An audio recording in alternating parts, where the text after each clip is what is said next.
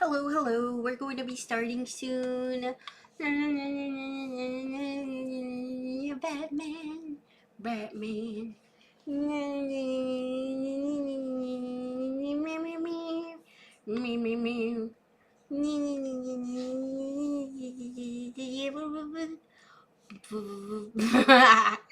Sorry.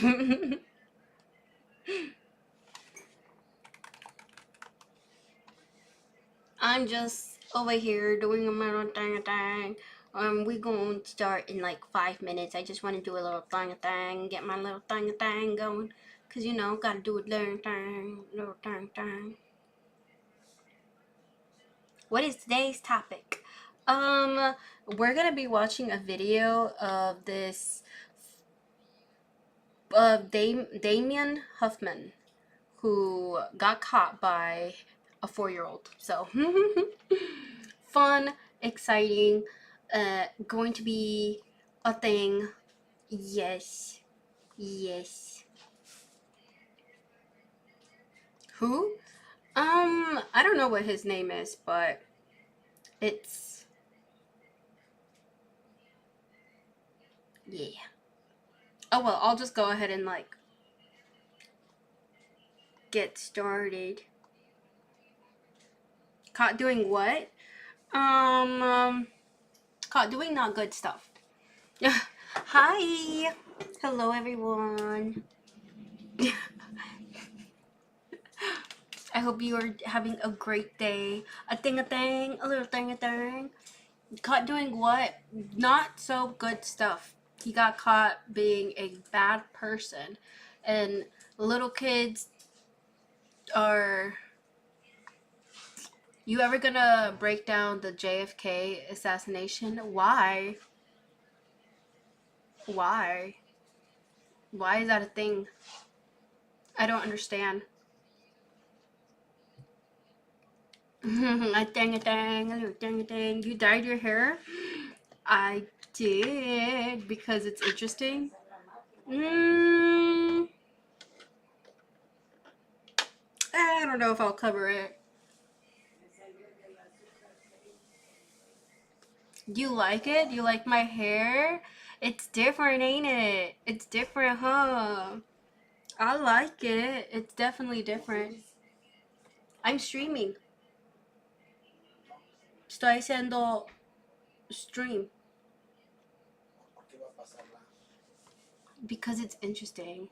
How about people missing in Appalachia? I actually live in Georgia, so I know about that thing. I know about that thing. Spooky stuff. Spooky. Spooky, scary skeletons. I think I fucked up my bangs though, for sure.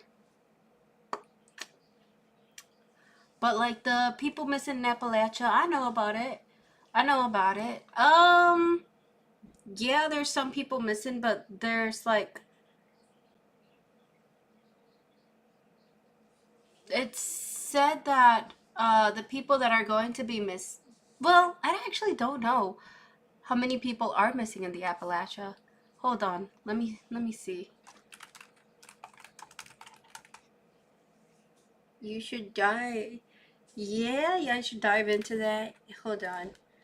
Now you got me interested. How many people are missing in the Appalachia? I don't even know. Oh, in the Appalachia. The Appalachia.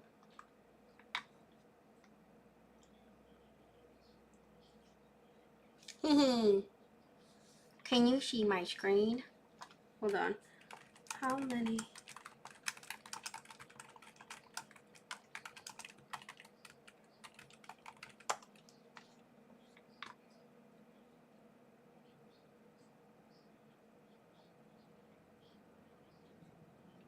1,600 missing cases between 1944 and 2010. That's actually not that crazy. That's not that bad. I wanted to drive. Do you like a whole series on it? That's what you like, the Appalachia? You like seeing the Appalachia type shit? Well, no. I wanted to watch this. Hold on. I wanted to watch this with you guys today because this is crazy. This is some spooky stuff because what the fuck is this even? Killer thinks he got away, doesn't know. 4-year-old saw everything. Screen is screen. Screen is seen. No, I thought you liked covering true crime. I do like I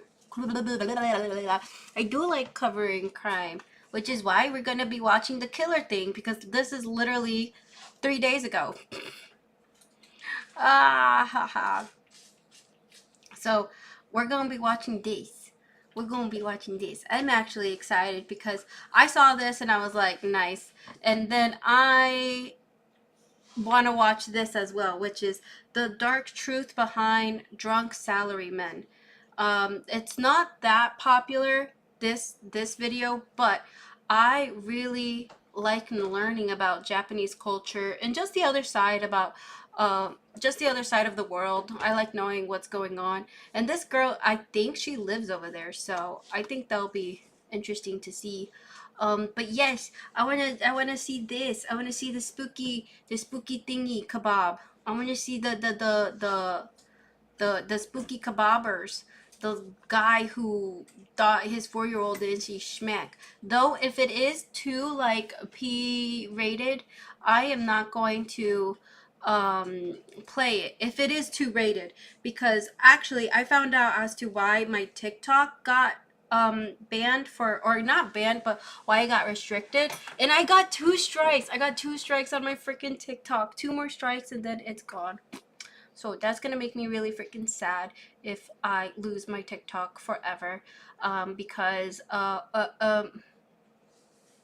don't know. I have like a year using the same account, and I think I'm going to miss it if I lose it. But yeah, if it's not rated, well, I guess it doesn't matter if this is rated, because does Twitch care? Does Twitch care if it's rated or not? I know YouTube doesn't really care that much, but does Twitch care? I haven't even read the freaking like guidelines, so I have no idea. So, I don't know. We're just going to see. We're just gonna see, and yeah. But yeah, we're gonna watch this now. Oh, wait. Hold on. I'm gonna put this louder. I wanna hear it. Hee hee. Okay, where did you see blood at? On the pillows, the cuffs, and on the bed. Nurse crying, but I tried to call 911. Ring here. You rang? I could. The boy you just Oh my god, his voice. heard is 4-year-old Dameon Huffman. Just 1 hour before this police interview was recorded, Dameon was living a quiet, happy life with his grandparents in rural Ohio. Raised by them since birth, Dameon was their whole world, and they were his. But on March 27, 2003, everything changed when Dameon showed up at the front door of his daycare alone, covered in blood. 911 emergency? The little boy just ran in the front door. How to get to the daycare? Walk here. How is he? He's 4. He's 4 years old. He walked there. Damn. And they have blood all over them. No one knew what to make of those words until investigators went and checked on his grandparents and saw both of them dead in their beds, with no suspects and no clear motive. so This sad. murder in Ohio might have remained a mystery if not for one clever 4-year-old boy who pretended to be sleeping and became the only living witness. He saw something he shouldn't have, something that could solve the case, but could also cost him his life. I turned 4 because I had my birthday already. Where'd you Aww. I do my own things. You been there before? Yeah. And who did you see? Tired of settling for therapy. Damn it! No, not the freaking ads. Oh, okay. I was so invested. It's 2003, in the quiet rural town of Bradford, Ohio. 4-year-old Wait, Dameon lives with his Ohio. great-grandparents, Jack and Linda Myers, and his Aw. mother, Amber, on their 40-acre farm. Amber was just a teen when she had Dameon in late 1998, so without hesitation, her grandparents Jack and Linda, still full of energy, opened their home to Amber and her new son. They gave her a place to stay and helped raise Dameon as their own. When Dameon came along, he was just so precious. they loved him, and they loved me enough to help me out, and so they helped me with him. Jack and Linda had met later in life, blending their families when they got married in their 50s. Together, they ran a small pizza shop and quickly became pillars in their tight-knit community. I was living with Grandma and Grandpa because them being the kind of loving people. Oh, look, that's the 4-year-old boy. He's the 4-year-old boy who ran. Damn, dude. Look at him. He's all grown up. I just want to pet him. That they were. They took me in and cared for me and everything. And Mom would come and see me. We were always having fun, laughing, and just carrying on and whatnot. Jack and Dameon were the best of friends. Jack would sit him on his lap and they'd be out there just driving around in the field, and Dameon thought that was the coolest thing ever. Family meant everything to them. Their home was always full of kids, grandkids, and the smell of home-cooked food during frequent big family dinners. The farm was the place that everybody went and got together for all the family gatherings. And the Grandpa Jack at his best. Oh, that's Grandma! I mean, we all had great family things that we did together. We were all so close that you didn't put that step-parent or step-son into things. We were all just really close. As you should. I don't like it when people separate, I guess, families like that, where you're like, oh, look, this is my stepson. Drop the step. Like, if you're a stepdad, just, like, say son, don't say my stepson. Unless the kid draws, like, a really firm boundary, then, or the mom does, I guess. But, it just seems too cold. It seems too cold to be like, this is my stepson. Just say, this is my son. I think the child would appreciate that. There was no reason to ever think that anything bad would go on. Life was good for the Myers. Amber, now an adult, recently got married and was able to live in her own home, finally gaining the financial stability to fully support Dameon by herself. The plan was clear. After Dameon finishes preschool, he'll officially move out to be with his mother, just 30 minutes away from Jack and Linda's farm, and start kindergarten in his new neighborhood. But on March 27, 2003, things take a disturbing turn for the worse, when at 9:15 a.m., a 911 dispatcher in Ohio receives an unusual call. On the other end, a preschool teacher frantically explains that a little boy has just arrived at daycare. He's alone, in his pajamas, and he's covered in blood. Your emergency? The little boy just ran in the front door. How to get to the daycare? Right here. How old is he? He's 4. He's 4 years old. You walked there? Yes, he did. And he said his grandparents don't know him, Okay. and they have blood all over them. That's not a call we get every day. What could melting grandparents mean? Something was wrong. The little boy is Dameon, who lives a mile down the road at the farm. The preschool teachers recognize him as one of their daycare students and fear something terrible must have happened for him to run all the way here on his own. Officers head straight to the Myers farm, but they have no idea what to expect, and no one knows yet what's happened to Dameon's family. Fearing the worst, and with a class full of children nearby, the dispatcher orders the teachers to go into full lockdown. Yeah, go ahead. Go ahead and lock your doors. Yeah, you don't let any of the kids outside. Oh my God. We didn't. The halls do not look like that anymore. We literally, okay, so I went to one of my mom's friend's kids. I recently went to their elementary school. Don't ask why. Well, just to pick up the kid because she wasn't going to be able to, so I was doing her a favor. The halls were sad as shit. There was nothing fun. Like this, not there. The walls, not fun anymore. There was barely anything on the door. It looked like an actual, like, I don't know, a sane asylum, if I'm allowed to say that.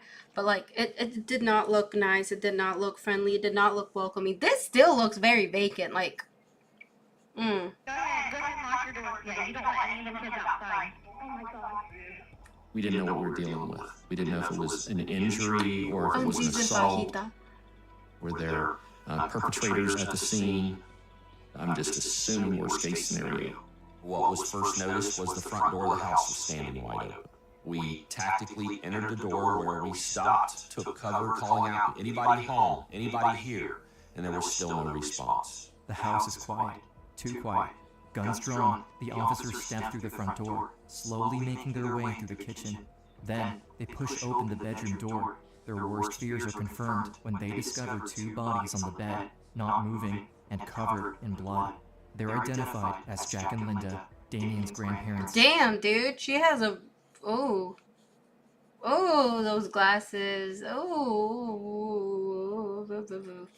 I see that Jack was bleeding from the mouth and nose. He had a gunshot wound to the back of his head.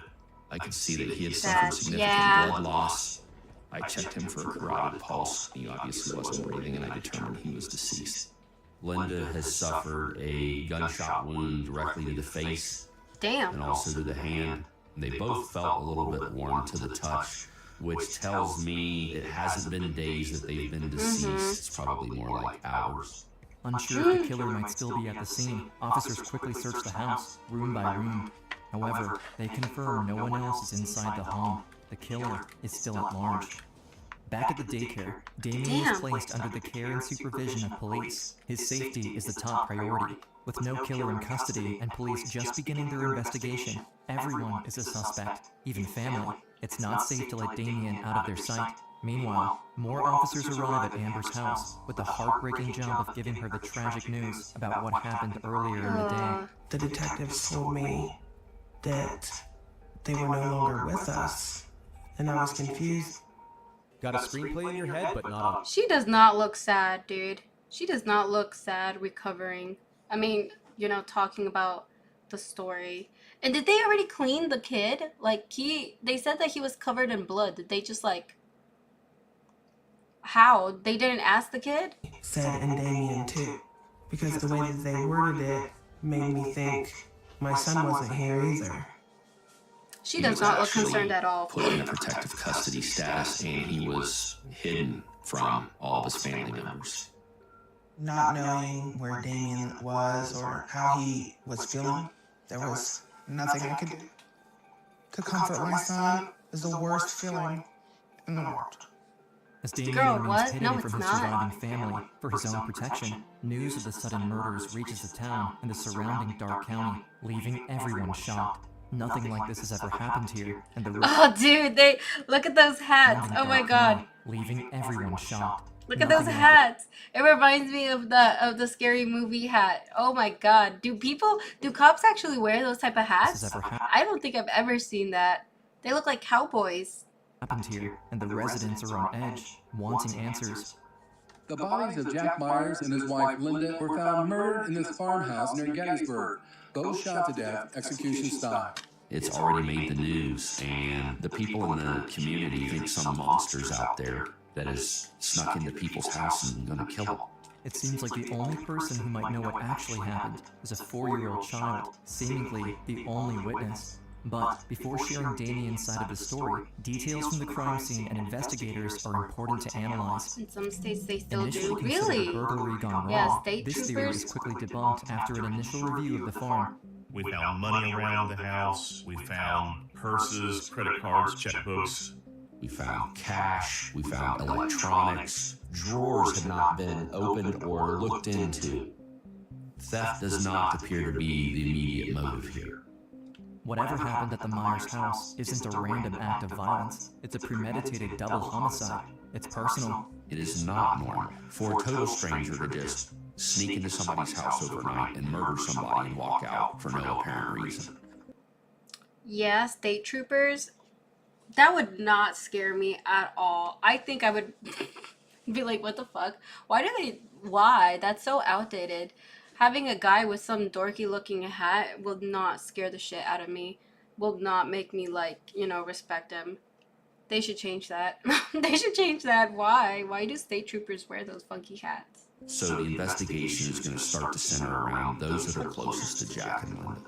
However, none of the Myers' close connections turn up any promising leads. None of them, except for John. John is a longtime family friend and an outgoing next-door neighbor to the Myers. He believed he had some information for us reference to our investigation. He did it. Okay. Why don't we just start out with you tell us what you know. Make a long story pretty much short. Me and him used to start off hunting all the time. Now me. Me and Greg Myers. John seems suspicious of Greg Myers. Greg isn't just anyone, he's Jack's own son from his first marriage. However, everyone close to the family finds it hard to imagine Greg as a suspect. The 25-year-old had just been the best man at his father's wedding to Linda. He's polite, friendly, and spent a large amount of his childhood at the farm with his family. Greg was the one that had been closest with his father for most of his life. Greg cared for his dad dearly. Didn't have no problems with anything about his dad. With no criminal history, Greg is, by all accounts, the opposite of a typical suspect. With a family of his own, and no known issues with any of the victims, he seems like the last person who would be involved in something as horrific as this. However unlikely a suspect he may seem, Greg is still brought into the station for questioning. En el baño de mi papi. When Greg first came into the interview room, he was acting like he was down and emotionally upset. Asked us for a trash can right away, said his stomach had been upset all day. When asked about where he was at the time of his father and stepmother's murder, he provides a solid alibi. He was at work that morning, 30 miles away, even providing a stamped timesheet. Greg also wears shoes 2 sizes larger than the footprints found at the crime scene.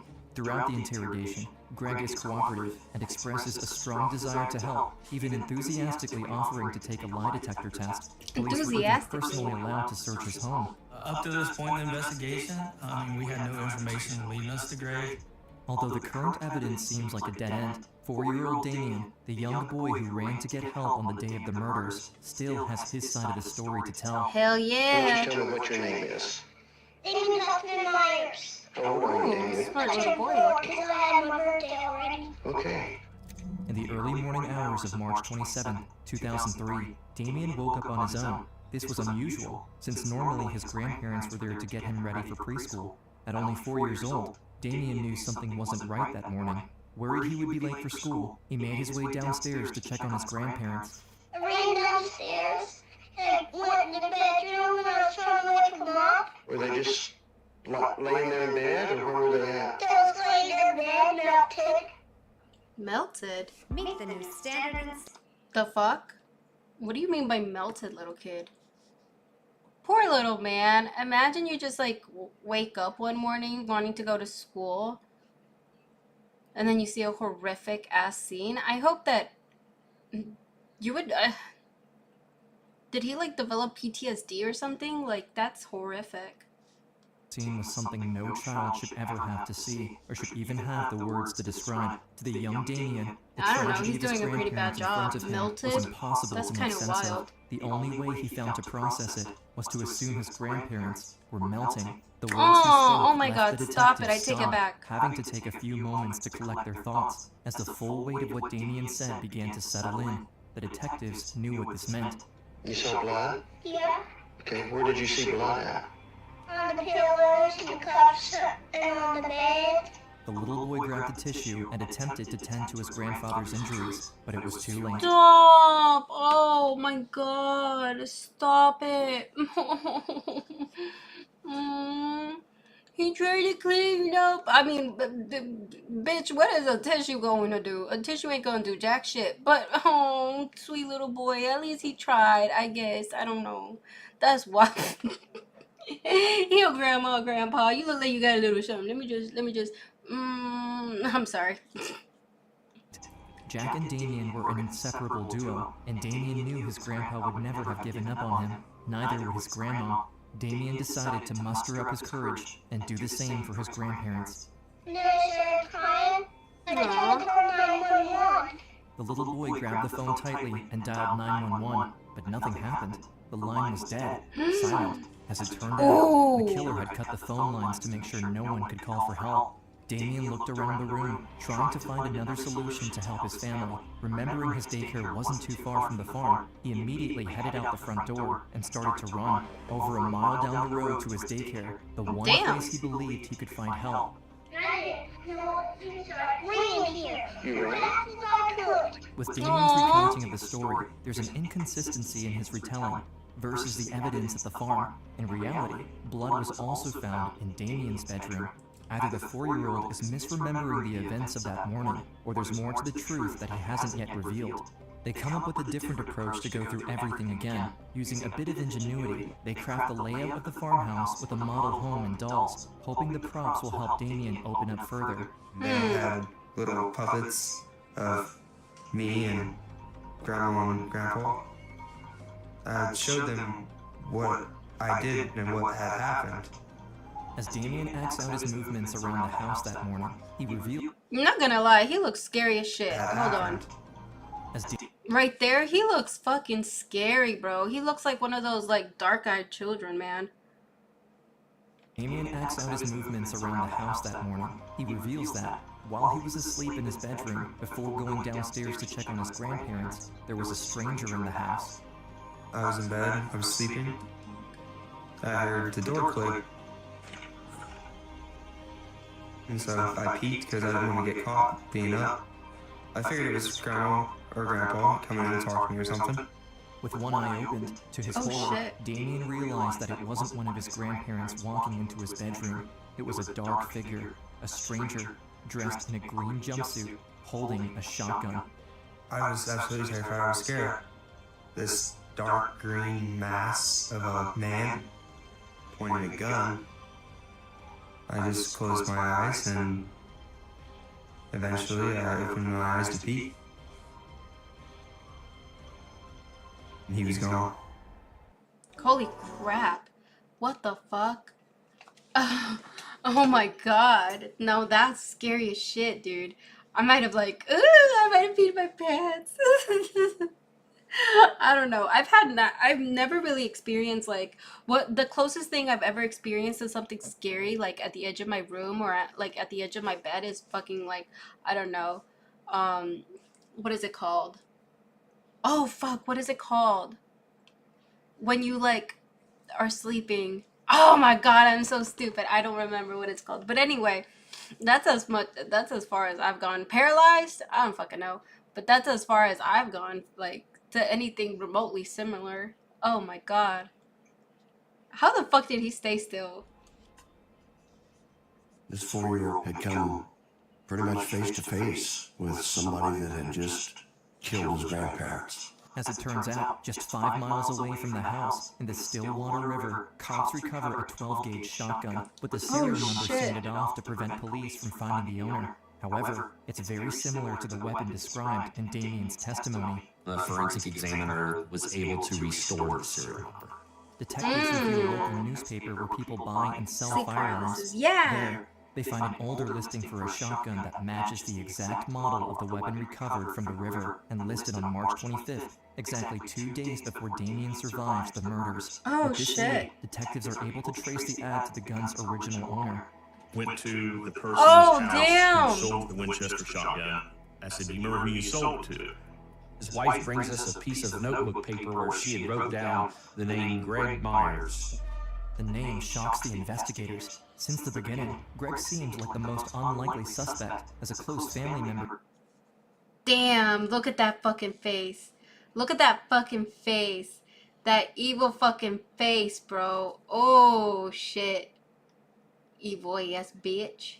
Evil ass bitch. To Dameon himself and to the victims, detectives dig into Greg's past, looking Hell for no. any signs of motive, and they uncover something concerning. Greg had been struggling at work, and his finances were in serious trouble. We discovered that Greg was in financially dire straits. His house had been foreclosed on. He'd stopped making payments because he knew he was going to lose his house. And Yeah. The eyes don't lie. Bitch, there is nothing about his eyes that, like, says, I'm gonna fuck up my parents. Look at that. And to the victims, detectives dig into Greg's past, Nothing in looking those for any eyes, signs bro. of motive, and they uncover something concerning. Greg had been struggling at work. Those eyes could 100% fucking lie to me. I wouldn't tell. I wouldn't be able to tell shit. Like, look at that. He just, if anything, he looks like, I don't know, like a star. The stare he makes at the end creeps me out. This one right here,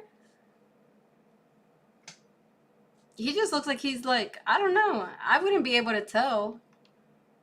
financially dire straits. His house had been foreclosed on. He'd stopped making payments because he knew he was going to lose his house. Damn. And that he really didn't know where he was going to go. But after looking into their insurance policies, cops discovered that Greg would inherit the farm if his parents died. Oh, Suddenly, the motive shit. for the murder becomes clear, and Greg is now the prime suspect in his father's and stepmother's murders. Okay, right here he do look a little creepy. Why the fuck he looking at us like that?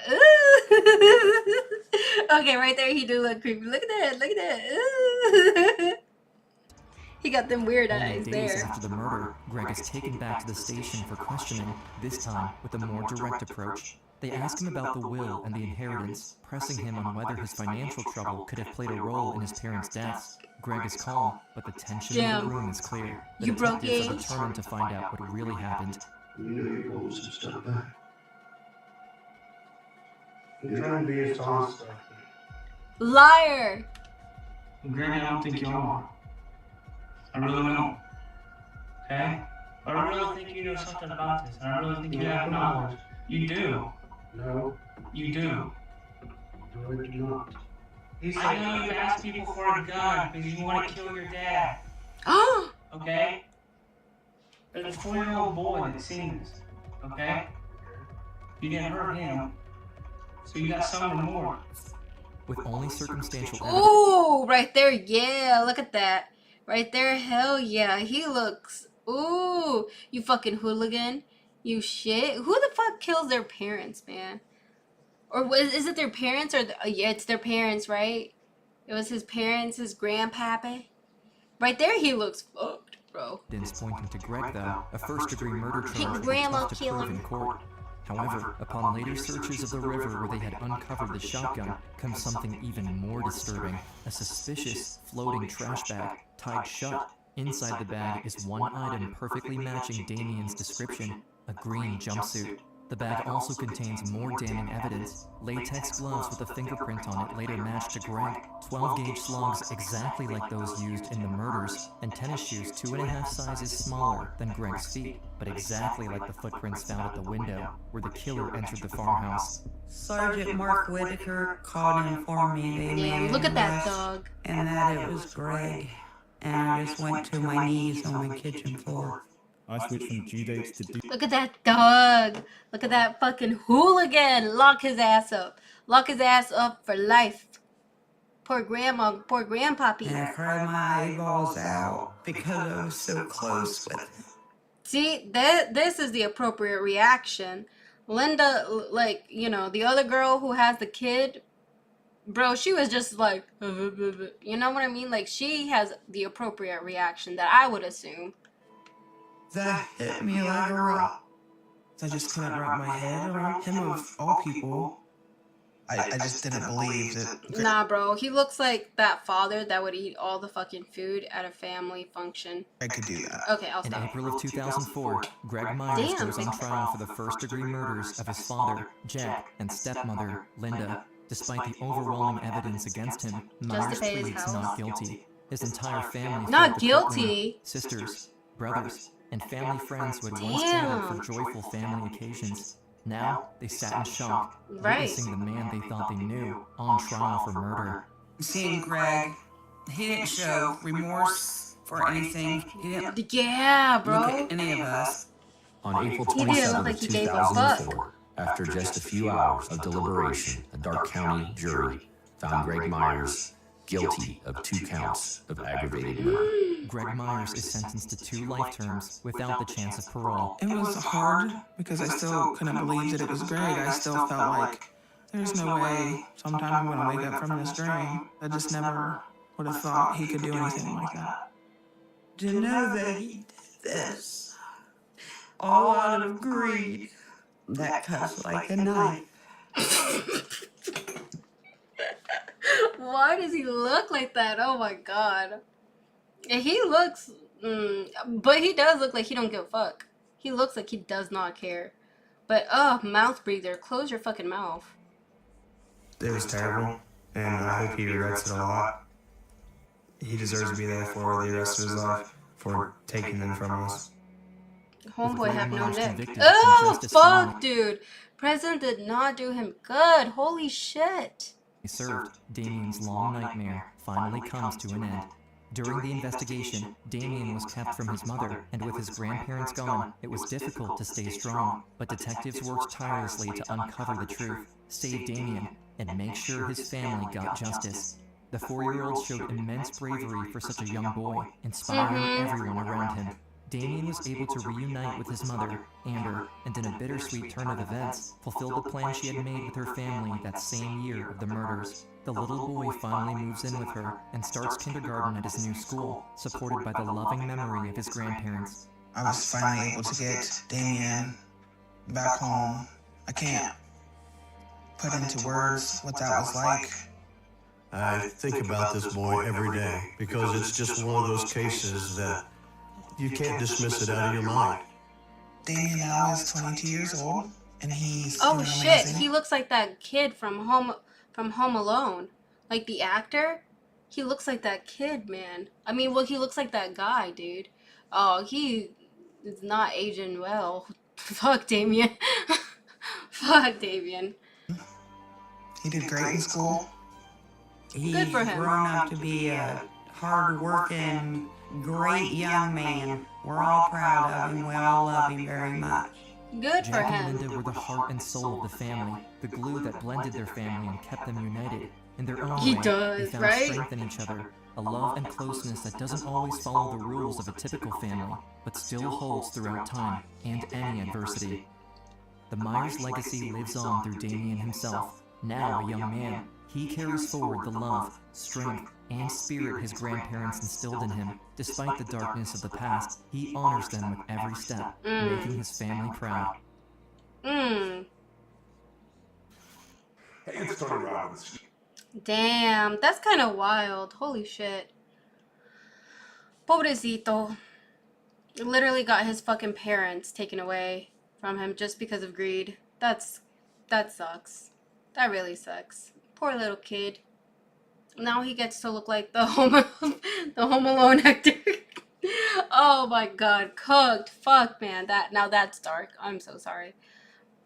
Ooh, but now we can watch this other one. Okay, so I don't know if you want a little palette cleanser, but I have, since this one I thought was gonna be a little bit darker, I got this video too, surviving 24 hours in a private jet. I feel like I could do that. That is no that is no problem. That is a-okay. I am like Gucci, bro. I don't need give me a private jet. I'll probably be living there forever. I'm interested in the next topic. So I thought that was gonna be dark as shit, so I got this other video so that we can watch. That way it's kind of like a palate cleanser before we jump into this other video called The Dark Truth Behind Drunk Salarymen in Japan. Or do you guys just want to jump into this one and then see the surviving? You know what? We're going to see the surviving shit. I kind of want to see what it looks like. This is pretty small for a private jet. I don't know. I thought it was going to be a little bit bigger. And basically, it's like, I don't know. Let's just watch it. Let's just watch and see what the fuck.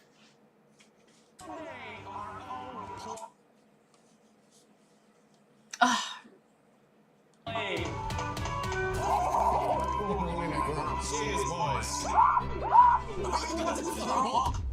What the fuck were they eating? This? Hamburgers, chicken nuggets, and fries on a private plane? Bitch, if you're gonna be on a private plane, at least bougie out. Eat something more bougie. Is that all they had? That looks like ass, bro. That looks like ass. That looks like shit. Oh my god. And the onions? I know your breath is gonna be hot. I know that breath is gonna be hot as shit. I'm just a hater. I wish that was me. This is gonna be insane. We're gonna do it because they're about to take off. Oh shit, the video is just gonna jump right in. Okay, bet. What the fuck? Why does this man look like that? What the fuck? What is that hairstyle? What the fuck? What the fuck? Why? Why? Bro, what? That haircut is cooked. Boys, I don't know where we're going. I have full leg. What the fuck? Is it just like one small ass little ponytail in the back and it's just like completely bald and then just hair in the back. Ugh. What kind of Sims character player is this? What the fuck? Extension. You can't do this on a normal plane, bro. Just like a normal plane, boys, we're gonna sit down, seatbelts fastened for takeoff. Look, guys, we're on the plane. I don't know how long we're gonna fly, but if we ever touch ground again, we have to pull a random challenge. Of course. I feel like I'm on a bus video. It's just an Airbus. Oh. Someone fire his barber. For real. I can't move. Oh. I think we're about to go up. It's about to happen. Oh, look at this. We're in the sky. It's done. Oh. It's a landing gear. Don't worry about it. Oh my god, he's gonna be here the entire video. He's gonna be fucking distracting. Oh my god. It's a tour of the plane. This is the stairs. The inside of the plane looks uncomfortable. Also, that man is unintentionally wanting to be single with that haircut. That haircut is wild. That is a wild way to use your free will, man. That is fucking crazy. That's wild. Open those. This, we have an entire kitchen. And then this is the rest of the plane. So we have 4 seats here. And this, I was told, is the captain's chair. We have a captain. Damn, dude. How long have they been on the fucking plane? They already made it messy as shit. Look at that. This, we have Look. an entire kitchen. The fucking plane already looks messy as fuck. What the hell, dude? Oh my god. Is that just the plane shit or is that their shit? Why does it already look messy as crap, man? And James, what's behind the door? What I was thinking was, there's 3 of us. We need 3 flight attendants. Hello. 1 for each of us. Oh wow, this is so. That's crowded. What the fuck? I'll take golf. I want to play video games. Let us know when we have golf and video games and skydiving ready. Thank you. Bro said yes to skydiving. How? That's beautiful. Oh, thank you. Oh, thank you. You see this? I'm playing PlayStation on this mini TV. That is small as shit, bro. That is small as shit. I wouldn't even play video games on this. That is so small. You're gonna have to squint.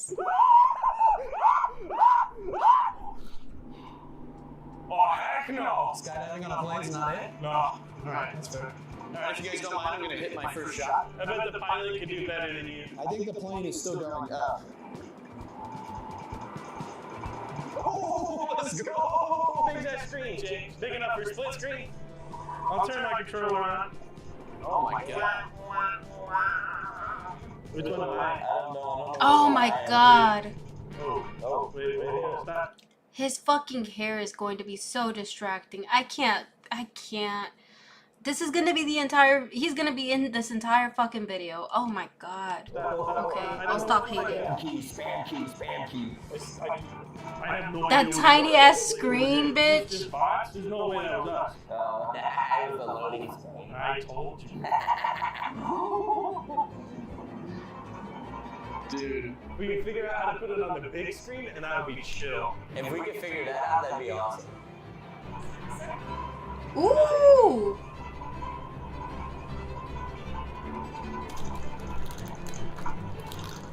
Do you have fruit blocks? Sour or regular?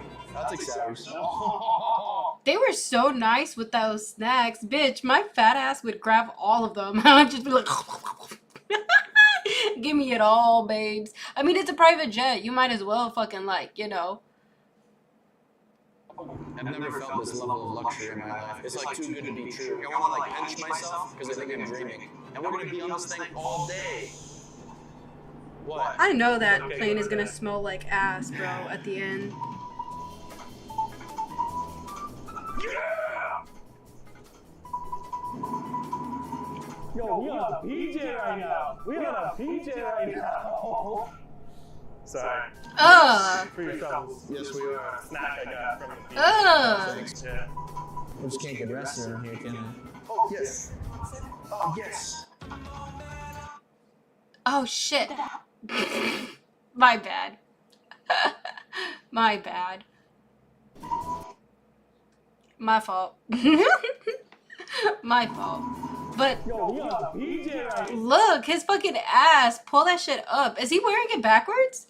Why is this over here? Wait, y'all can't see this. Hold on. Is he wearing his... Am I tripping? Or is he wearing his shorts backwards, dude? Look. Right on the crack, too. Oh my god. Why is he wearing his shorts backwards? I would be so pissed. I would smack him. Don't fucking wake me up. Don't wake me up. If I'm trying to take a nap, don't do that. That would... Oh my god. He's visibly uncomfortable. Yes. Get your ass out of here. Ugh. Thick bitch. I just can't get rest around here, can I? Oh, yes. Oh, yes. What is that? Should we pull out a table for this? Ah, thank you. Would you like some? Sure. Yeah. What is... Oh. Just candies? Ooh. Okay. Oh, that man.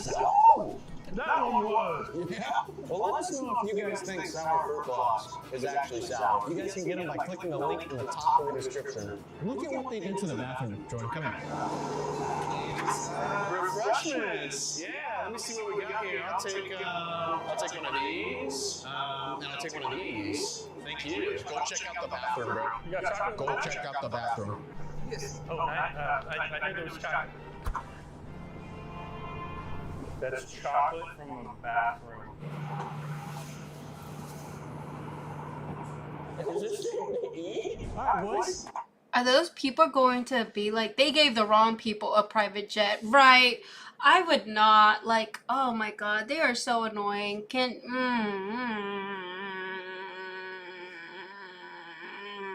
I would not be acting like this on a fucking private jet, man. Ugh. And those people, are they just gonna be in the bathroom? Like, what the fuck? I've only seen them enter and exit in the bathroom. Just imagine being in that cramped-ass little-ass room. In the bathroom. You just hear 3 freaking twats just going at it. Meanwhile, you're just, like, in the bathroom, just chilling, being cramped up. Fuck no. We're on an airplane, so let's see who can build the best paper airplane. Little do y'all know, as a kid, I used to study paper airplanes. I had a book, and I built 46 airplanes out of this book. My furthest flight distance in a paper airplane is approximately 462 feet from a 4-story parking garage. This is true. God, his fucking head is so distracting. Like, this had to be from Adair, right? This had to be... Like, he didn't purposely do this to himself, did he? Oh, I'm so fucking distracted. 5 minutes in, and I'm so fucking distracted. Gabe is my witness. I'm done. That was slow. It's not about speed, brother. It's about person. Quality aircraft. Just like this plane we're in right now. What a beautiful piece of engineering marvel. Now let's see who can throw the plane the furthest. Alright, 3, 2, 1. That was pretty good. It went forward. That sucked. Let me see what my baby's got. Okay. Y'all. He's got the most distance on us. Y'all went with the conventional pointed tip. I went square bill. The fucking plane is square? Pointed Fuck, tip. dude. I went square bill.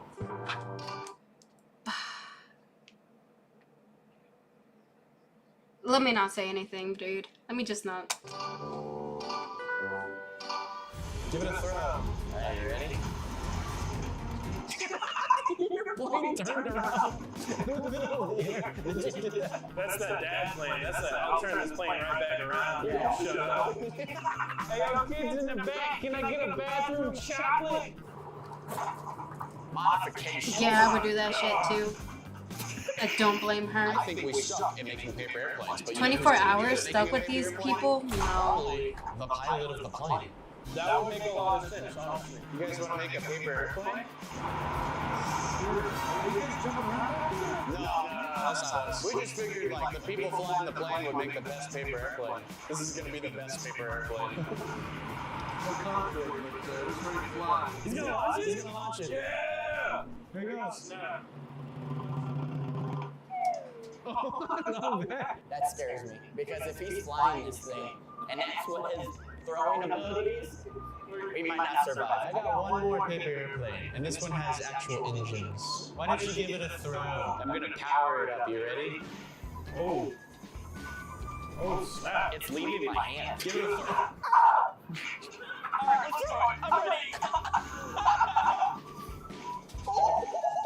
Hey, that went all the way to the other side. Take cover. It'll power me up. What the fuck would you guys do if you were in a private jet? I would not be throwing like private like paper airplanes in a jet. You know, like I feel like I don't know what the fuck I would do, but I would definitely not fucking be doing this in a private jet. 24 hours and this is what they do? Maybe I'm just hating. I don't know. I fucking wouldn't. Let's just skip this shit.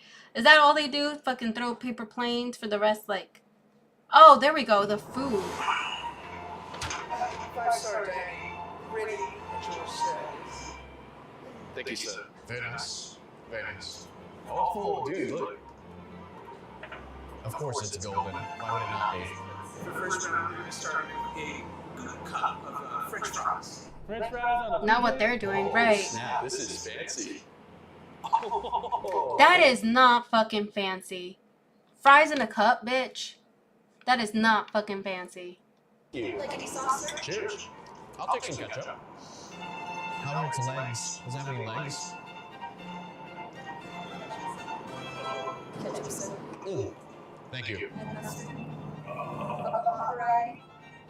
Next, we will have coming out a fine plate of our finest nuggies. Close this door, please. Thank you. I want some privacy. Cheers for the French fry. Cheers, boys. I'm so sick of people putting shit in cups and calling it his fucking face and calling it fancy. Like they do that with pasta, they do that with cake, now apparently with French fries. I'm so sick of people doing that shit. Like, it's not fucking fancy. It is not fancy. It is weird. It's but best believe that shit would probably cost like, I don't know, $20 fucking dollars if it's in a private jet. Did they pay it? Did they make this? Did they buy this? Did they just like do you bring whatever fucking food up there? I'm eating Wagyu and drinking champagne. Right. Fuck the fries in the cup, bro. To life. Oh, wow. You think I'm gonna eat all that? If you don't, I will. Thank you. Thank you so much. That's it? Chicken nuggets? Did they choose this or like did they just bring that shit up? I feel like I think this is just me being a fucking hater because I wish I was on a private jet. I would definitely private jet better. But I think what they did is hey Hakum, hey Kenshi, hello, what's up Tenchi? But what I think what they did is they bought a whole bunch of shit from McDonald's and then they just took it up in the plane and decided to say that it's fancy. I think that's what they did. I don't think this private jet actually has food that they serve. Because if this is what they serve on a private jet, I'm gonna be pissed. Like, are you fucking kidding me? Are you kidding me? Hakum, hi. On a PG. Is it as good as it is on the ground at 45,000 feet? An 8.5 out of 10. I mean, the presentation, incredible. For you, Jody. The presentation, incredible. Out of here, bro. Fucking out of here. Oh, a second one for you, Jody. Oh, a third one. Oh, a fourth one for Jody. Where the fuck is this? Teamwork makes the dream. Look, my big back self thinks that they went to McDonald's. Just by looking at this McDonald's. On private jet, I want some food I can't pronounce. Right. I want to like, you know, have the fucking, I don't know, the flight attendant look at me like I'm stupid because I don't know how to say like hors d'oeuvres or some shit, you know? I would not be fucking ordering burgers, chicken nuggets, and fries on a private jet. You got me some effed up, bitch. I've never had McDonald's on a plane before. This is crazy. It was fucking McDonald's. Oh my god, it's fucking McDonald's. They really did. I've never had McDonald's on a plane before. Why the fuck? Why the fuck? I don't care what the name of the food. Yeah, give me that. Why the fuck would you order McDonald's out of everything and anything you could possibly get? You decided to do McDonald's? It's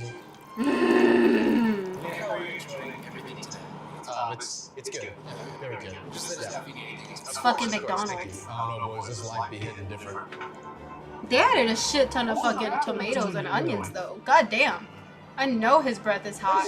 I don't even know where the heck we are. We could be over the Pacific Ocean right now. I don't know. Talk with your mouth closed, bitch. What do you see? I can't tell all I see is clouds. Check that side. Let's take a peek outside.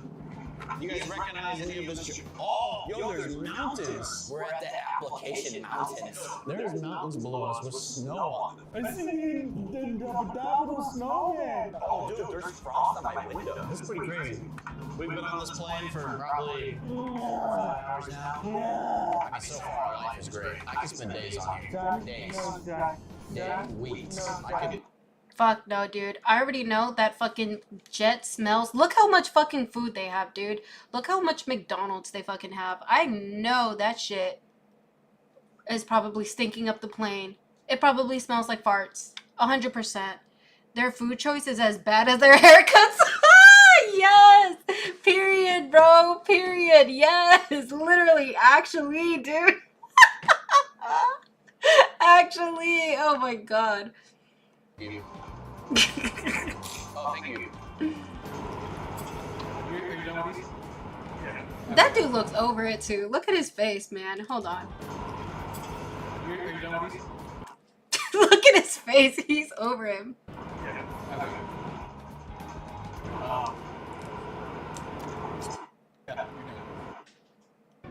Oh, that is beautiful though. Look at that. Yeah. Fucking playing patty cakes. 2, 1, 2.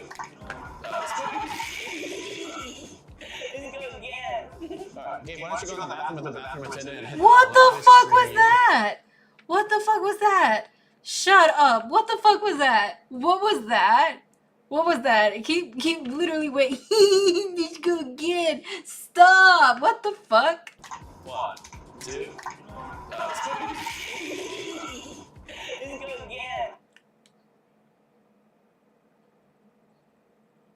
He might be special. I might be hating. I might just be like, I don't know, hating on someone who's like, you know, maybe not all there in the head.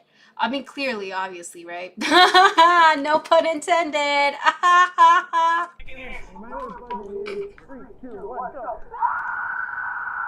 That's actually pretty quiet. Did you hear that? Barely. Let me try again. God, they're insufferable.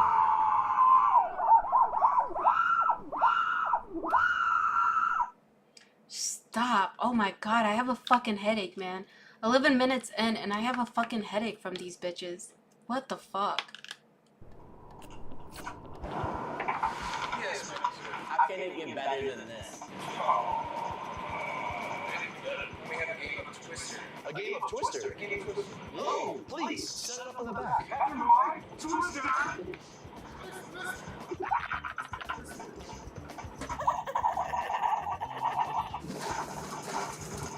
How's it going, Joe?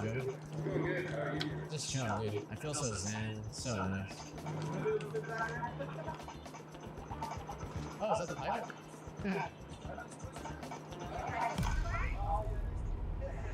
Who's flying the plane? Let's just hope it's a number one. Alright, good luck. Alright, well, Ethan's gonna fly the plane. His brain is as smooth as his head. I've clocked around 3 hours on Flight Simulator, so I think I got this. I'm gonna put my seatbelt on. Yeah, that's a good idea. Now it's time for a classic game of Twister. Oh my god, fucking stop. What the fuck?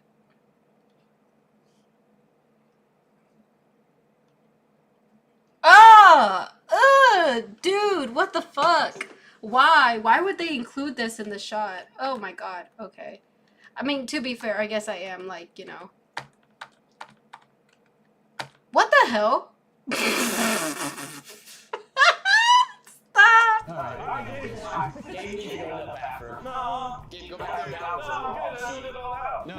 there and take it. That was raunchy. I fucking knew it. I fucking knew they would be, like, stinking up that goddamn plane. I fucking knew it. I know that place probably, like, smells like shit.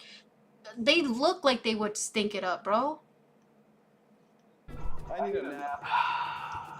Ain't no way this boy. I'm feeling much better now, boys. What's up? Weight limit might be exceeded. What's up? I'm such a hater. Again, I would not be doing this shit on a plane. I'm such a hater. Okay, they finally landed. So they landed? Okay. Rover's robot and steal it. It should be fairly easy, I think. Yeah. Monday. So, steal yourself a robot. Okay, ¿ya usaste el baño? Okay, so we're on the street. It should be around here somewhere. Oh, that's it right here. San Francisco Creamery Co. Oh, this makes sense now. There's an entire Hall of Fame. Throwing it back for the homies, Let's figure out yeah. what's going on. So this was the waiver to eat the kitchen sink, which is just a giant tray of ice cream. Alright. This is what my kitchen sink is going to be. Whole lot of ice cream, whole lot of toppings. I found the store. God damn. There's only 2 fruit blocks Diabetes. left in the store. We're 20 minutes away. Look at that. Hopefully no kid buys them in the next 20 minutes. It's his. Holy shit, he's gonna try to eat all of that? Hold on. What the fuck? God damn, dude. Thank you.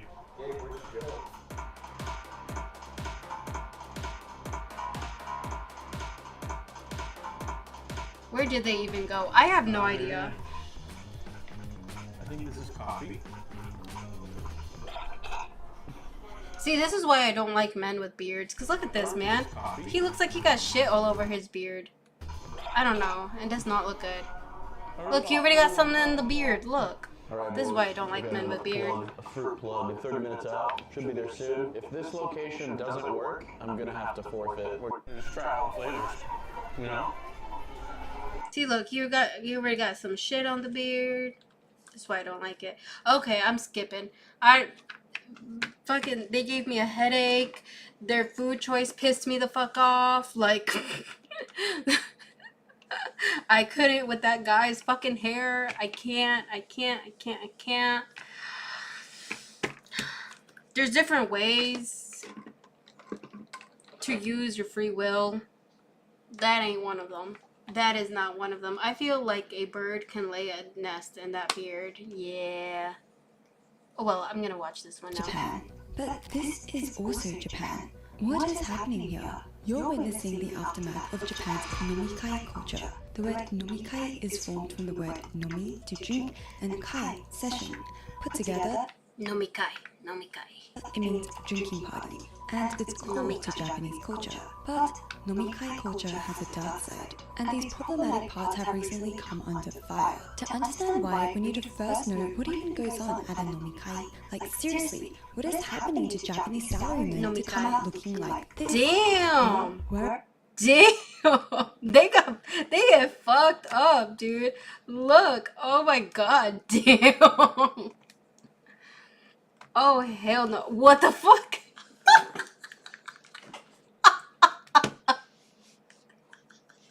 Fuck, dude. Nomikai. He got nomikai. Welcome to the other side of the workday. Like many things in Japan, traditional nomikai come with a set of rules. First, in traditional workplaces, if you receive an invite, you really should say yes. And I'll explain why later. The colleague who just invited you is called a kanji. They're the organizer who will call up the izakaya, the pub, to make the booking and rally all the participants, just like how they did with you. Kanji. Oh wait, no, I said that wrong. Nomikai. arrives at the izakaya, but you can't just sit wherever you want. Traditionally, there are assigned seats based on hierarchy. Assigned the best seat is called the kamiza, positioned furthest from the door and reserved for the most senior person in the room.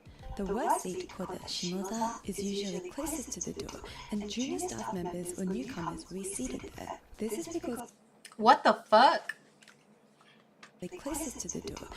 I always sit closest to the door. It's just that if it's full, like imagine, okay, so let me give you some reasoning behind my logic. If this is, I would sit here and this is considered the worst fucking seat. Let's say you're seated all the way over here, right?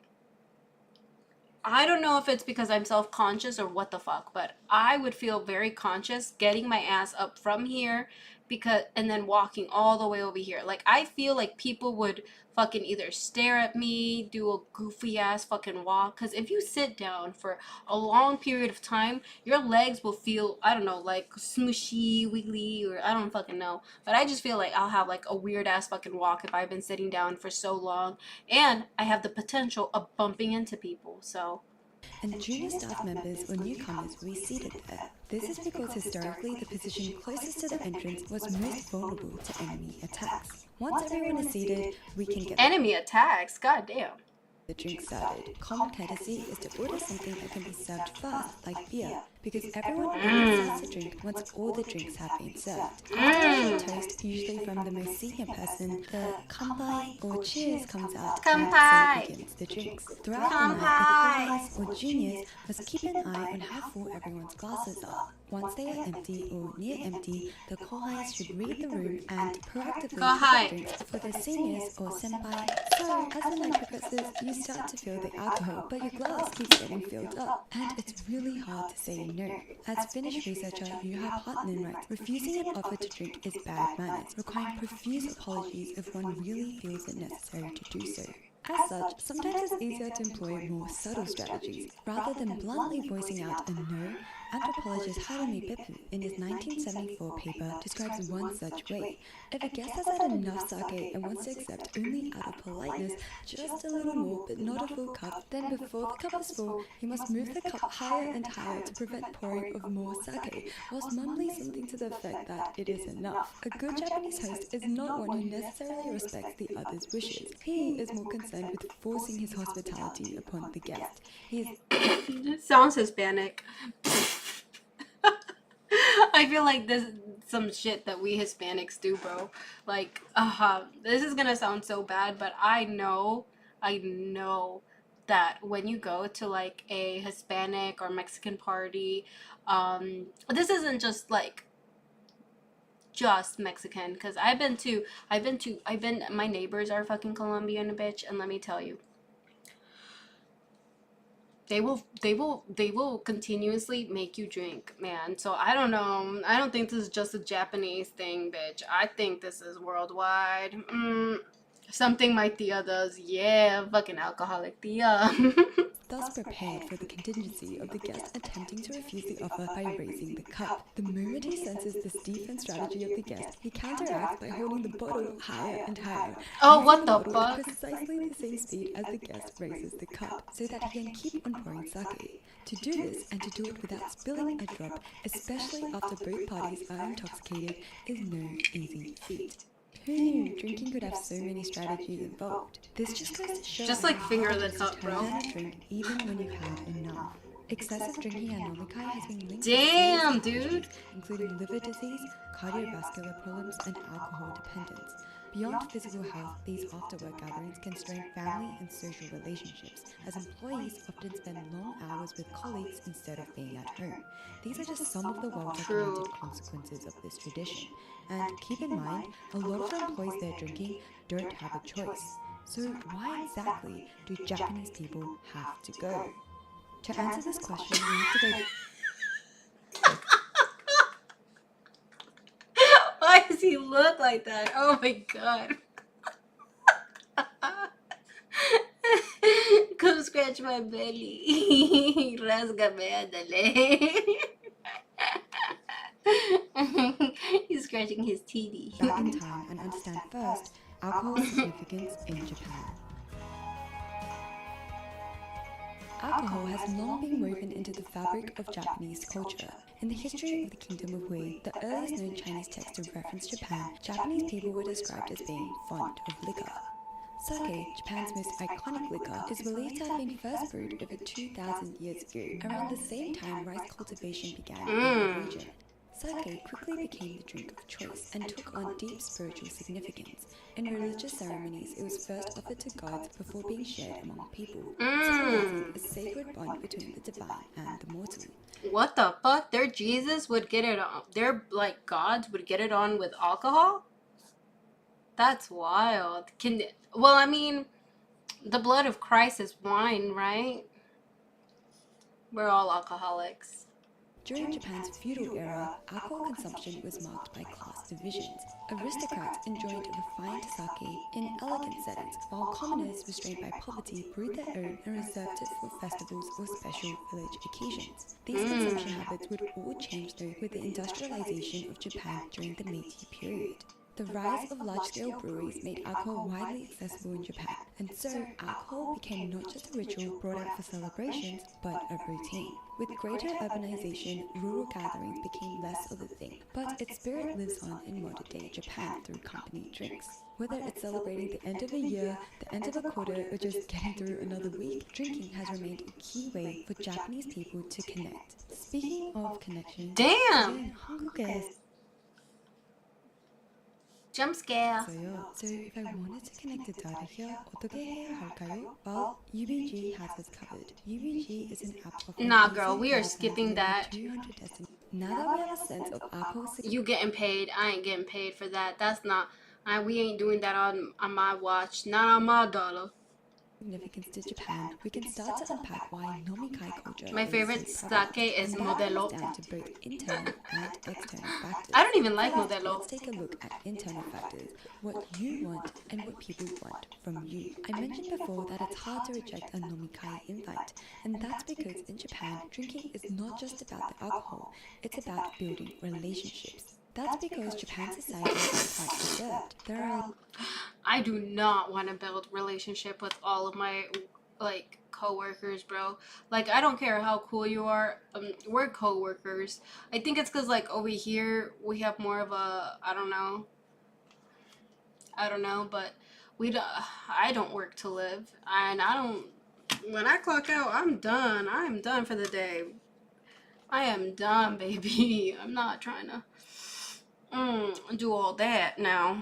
A lot of unspoken rules about what you should and shouldn't say. I actually have another video deep I would be dead, bro. So you can check that out later. But for now, just know, in Japan, people don't always say what they think, because speaking too bluntly will come across as being rude, which is socially inappropriate. This means people hold back on their opinions, their thoughts, and how they feel. But drinking creates a kind of social loophole. 8 Sleep's brand new. It's rude to be honest and to think your thoughts. What the fuck? I guess I would be considered the most rude bitch over there, because As people drink, they're allowed to be more honest, more vulnerable, and say what they really think. What the fuck? Not with your coworkers. Not with your coworkers. I can't say, like, that guy that we just saw with the ugly ass haircut. I can't, if he was my coworker, I wouldn't be able to say, hey man, you look like you were 25% loading and the other 75 was just like, I don't know, where's the rest of your fucking hair, bro? What happened? Why did you only buy like one strand of the wig? You know what I fucking mean? Like, so alcohol creates a safe space where we listen and we don't judge. Or, as Partner puts it, the main purpose of drinking is the attainment of uninhibited sociability. As a result, the Japanese even have a word for this process of using drinks to initiate and solidify relationships, and that is nomini. When I drink, I'm extra honest. That's good to know. I think I can hold my shit. I think I'm pretty good when it comes to drinking, you know? I got the little and I can hold it. Communication, a portmanteau of the Chinese word nomi, to drink, and the English word communication. Naya, a 32-year-old man from Osaka, says this is one of the biggest reasons why drinking is important to the Japanese. Drinking is one of the most important communication platforms. Alcohol allows Japanese people to express their emotions as well as opinions more openly in this rather socially regimented country. Hey, yo, boss man, I think you's a bald head. Hey, yo, Linda, you always fucking smell. Every single time you walk past me to go to the printer, you always be smelling like some ooh-wee bitch. If you wanted to get to know someone better, traditionally it would be done over a drink at a nomikai. Now the flip side, what others want from you. These factors are just as important in solidifying the existence of nomikais, and it's the Japanese work culture that reinforces peer pressure and a group first mentality. You see, traditional Japanese companies operate with a very communitarian approach, one that emphasizes long-term employee loyalty, family-like work environments, and a strong emphasis on seniority and hierarchy. I would not last in the Japanese culture, dude. I know for a fact I would not last. Family-like work environment? Fuck no. Fuck no. In this system, drinking after work isn't just encouraged, it's seen as a vital extension of company life, as it strengthens the bonds between colleagues and reinforces a feeling of belonging and loyalty. Within this kind of environment, Panan emphasizes that participation is mandatory if one is interested in one's career and wants to get along with the group. Japan even has the saying, if you want to climb the corporate ladder, you have to drink. Add to this the idea of lifetime employment being the norm in Japan in the 80s. So for the older generation, it was even more important to fit in because you'll be seeing the same colleagues for the next 40 years. Which means you're going to the izakaya and you're going to drink. But it's not just about wanting to form connections. He looked like he bites, bro. Or drink or getting pressured into it. Several external factors unique to Japan have allowed nomikai culture to thrive. And that is the accessibility of alcohol, loose liquor laws, and Japan's exceptional tolerance towards being drunk. When we briefly talked through the history of alcohol in Japan, we talked about how alcohol is readily accessible nowadays, but you might not have imagined just how accessible it is, because in Japan, you can buy alcohol from just about any convenience store, and they're open 24/7. You can even find alcohol being sold in vending machines on the street. Oh, what the fuck? Age in Japan is 20, but I think you can also find, like, okay, the vending machine thing is crazy in Japan. From what I've seen, you can even find, like, clothes. You can find, like, anime girl undies and ramen and shit. How do they, okay, let's say I'm like a hooligan, right? Let's say I'm like 16, 15 years old and I want to try some adult Gatorade, you know? Does it scan my ID? Like, how the fuck does that work? Is she gonna explain it? Vending machines on the street. The legal drinking age in Japan is 20, but most machines don't verify age. So let's you can be a hooligan. You can be a hooligan. say underage drinking is a lot easier here than in many other countries. The casual relationship Japan. That would not fly in America. That would not fucking fly in America. All these badass kids that we fucking have here, that would not fly. And as with alcohol itself, that would not fly. Who notes, alcohol in Japan has never been regarded as a major social problem, and few measures against its production or use have been taken. Alcohol isn't just easy to get, it's also easy to consume. In Japan, it's legal to drink in public, so you'll see people sipping beers at parks, on the street, or even on public transport. Drinking whenever, wherever is not just accepted, it's entirely normal. Japan, being such a safe country, also ironically plays a role in enabling its drinking culture. Someone could be passed out on a bench completely defenseless and wake up with all their possessions intact. People might take a passing glance at them, but Japanese society in general is very tolerant towards being drunk. Parliament comments on how Japan has been called a drunkard's paradise, as the inebriated are to be humoured and cared for, and most often this is women's task. This tolerant attitude is even seen in how law enforcement responds. David Bailey in his 1991 book says the following: police officers treat drunken people according to the general view that they are children and are not responsible for what they do and say. The duty of a police officer is to protect them from their own excesses. This exceptional level of tolerance and acceptance is also reflected through data. I have to finish writing this paper. I'm swamped. Just get Grammarly. It's free. Can it help with what I wrote last night? Grammarly will catch all those spelling and grammar errors, and will help with the bigger stuff. Grammarly can also give you ideas to make your writing better. Add more background, add specific examples, focus your conclusion. This sounds like me, but...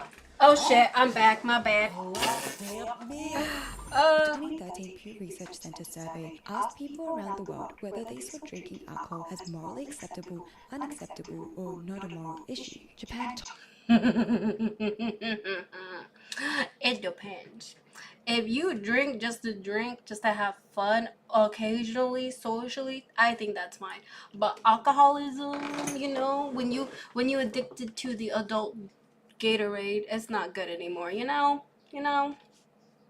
Topped the list, with 66% of respondents saying it was morally acceptable. The next highest was the Czech Republic at just 46%. The combination of all these external factors has created an environment where drinking in Japan is not only easy but largely consequence-free. And so, nomikai culture has thrived. Note though, the past tense, thrived. Because despite its deep cultural roots, nomikai culture has increasingly come under fire. In recent years, public attitudes have started to shift as the social pressure to attend these events and to drink at them has become entangled with issues around harassment and consent. Nomikai culture is such a big thing though. Can this practice really change? Well, yes. The younger generation has something to say about it, and they don't need a drink to speak their mind. For decades, nomikai culture was seen as just another part of the job, but that attitude is no longer taken for granted. As more women enter the workforce, issues of consent and harassment have brought the more troubling sides of the culture into sharper focus. Kumiko Nemoto, a sociology professor at the Kyoto University of Foreign Studies, comments on this shift. In the past, it happened all the time. It was part of normal corporate culture in Japan, but now it's seen as power harassment. This term, power harassment, relates directly to new laws introduced by the Japanese government in 2019 targeting employers. And these laws have greatly affected how nomikais are conducted and how much pressure there is for employees to attend. Mr. Katsuki, a 47-year-old manager, recalls how back in the day his boss or colleagues would ask him out for drinks up to 4 times a week, and there was really no way of saying no. These days, however, things are different. With stricter laws and companies taking harassment more seriously, he's much more cautious. Subordinates can always anonymously email or write letters to a complaint box. People are much more aware and prudent. This shift in how nomikai are viewed reflects larger changes in Japanese society. The idea of a job for life is no longer the default, and younger workers are increasingly willing to leave companies that don't align with their values. In this day and age, sharing a drink to bond with co-workers after work doesn't hold the same appeal anymore. This generational shift in attitude is clear in an anecdote shared by Takanori Sakaguchi, a procurement consultant. He recalls a friend telling him that more and more job applicants and students at recruitment events are asking whether the company holds drinking parties. To him, it was surprising that the presence of nomikai could influence whether young people wanted to work at a company or not. But these questions make it all very clear. Drinking culture matters, and for some young people, it's a deal breaker. Perhaps it's not that surprising that the younger generation is carrying this attitude into the workplace, because nomikais are actually not just big within the business environment, but also at university, especially in uni clubs. And just quickly expanding on this point, it seems like uni nomikais have gone through quite the transformation. Wu Yixuan, in his 2023 paper, interviewed 7 respondents who all commented on how they had heard or experienced at first uni nomikais being stricter on attendance and having a more hierarchical structure. But nowadays, attendance at uni nomikais are optional, and senior members often behave in an equal manner with their juniors. In addition, none of the interviewees mentioned feeling any pressure to get drunk at nomikai. The expectation to drink heavily or to keep drinking when they don't want to is fading. Outside of drinking, different alternatives to facilitate bonding have become popular over the last decade, such as hiking, eating out, Ooh, yeah. doing sports, activities that don't require alcohol to facilitate a similar kind of bond. As I would fucking hate going hiking though. Like imagine imagine you're going hiking with your fucking coworkers. Fuck that. I don't want to go hiking with y'all. I'd rather go eat. Let's go eat. The hike. We can go walk in the park, but I'm not trying to hear fucking, I don't know, John Smith going in my fucking ear, you know? values evolve, so too do traditions. Nomikai will likely remain a key part of how co-workers and students socialize in Japan, but it's already starting to look a bit different. The more problematic parts of it, like compulsory attendance or being pressured to drink past one's limit, are increasingly being questioned. While business nomikai might take longer to change, university culture shows us that I'm not going anywhere with my coworkers, right? New laws and growing resistance from younger generations, after-work drinks might one day simply be just that, a pressure-free hangout with colleagues, not an obligation that stretches for hours multiple times a week. Drinking culture is such a big part of East Asia, and today we just scratched the surface with Japan. I'd love to do a deep dive into China or Korea next, so make sure to subscribe so you don't miss it. Thank you. W video. I like that. Though, oh my god, this reminds me. There's a fucking video of like what was it called? Fucking, oh my god, what the fuck is it called? Izakai? Like the fucking Izakai? The Yakuza. Yakuza is... Gen Z is killing off the Yakuza, I think is what it's called.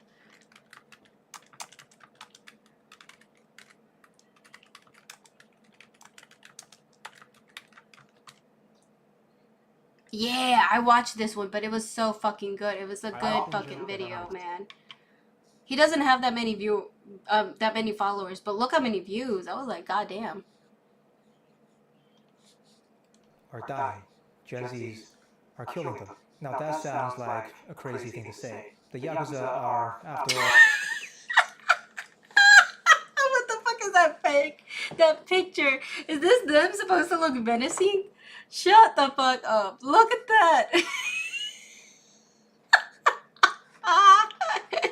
Hey man, you better back the fuck up. I'm gonna throw my dirty ass diaper at you.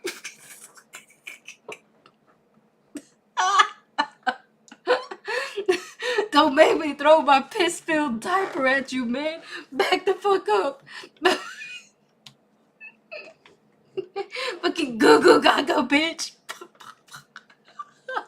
Don't make me hit you with my fucking bottle. Okay, I'll shut the fuck up. I know they're actually a very dangerous group, but oh my god, this picture right here does not look scary at all. Like, at all. Oh my god. One of the most infamous organized crime groups in the world. So how are they being killed by a bunch of phone-scrolling, TikTok dancing kids, most of whom have the attention span of a fish, and some haven't even finished high school? Well, I wouldn't say that Gen Zs are intentionally killing the Yakuza. They are sort of doing it by accident, though, at a time when the Yakuza are already weak. So this isn't first-degree murder, but more like manslaughter. The Yakuza's decline is evident from the numbers. At its height in the 1960s, the Yakuza had more than 180,000 members. Damn. That number is down to less than 20,000 at this point, and damn, down still. But to explain how this happened, and what Gen Zs have anything to do with it, I need to reference the legal and historical context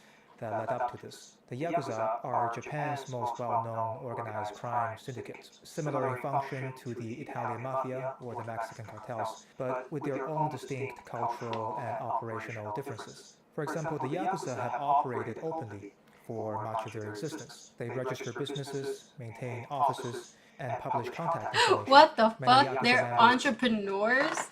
What the fuck? Even carry business cards. They've also had a mix. They carry business cards? Shut the fuck up. Shut the fuck up. Fucking, hey man, I'm gonna fucking shake you. Take my business card though. Before I shoot you and rob you of your money, call me, man. Call me if you need that shit from anybody else. What the fuck? Japan.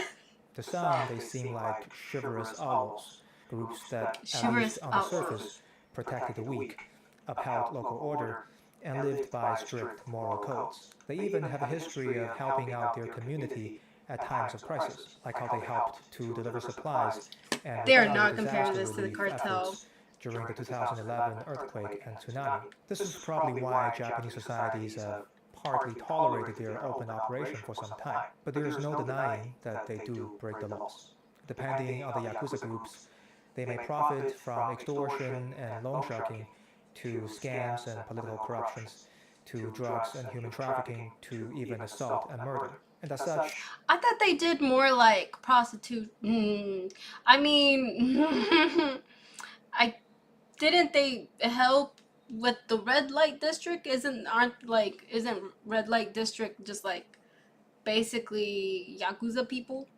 the Japanese government has steadily increased its crackdown on the Yakuza since the 1990s, passing laws such as the 1992 Anti-Boryokudan Law and intensifying their enforcement over time. Fast forward to today, most businesses are now forbidden from working with the Yakuza altogether. This has not only dried up many of Yakuza's revenue streams, but also made life practically difficult for Yakuza members, since they are blacklisted from businesses. For example, it is nearly impossible for Yakuza members to do simple things like opening bank accounts, renting apartments, or even getting phone plans. These legal crackdowns have significantly weakened the Yakuza, but it's not the only reason behind their decline. Along with this intensification of legal pressure is a shift in the economy of crime. If we look at the Yakuza from economy a of crime business is crazy. perspective, one of their long-standing competitive advantages has been violence. Now, in a stereotypical society, only the government has legal access to violence, and it presumably uses it for things like maintaining order, protecting borders, and so on. Other members of society typically don't have access to violence. Businesses, for instance, can compete in all sorts of ways: better products, cheaper services, clever marketing, but they can't physically attack each other.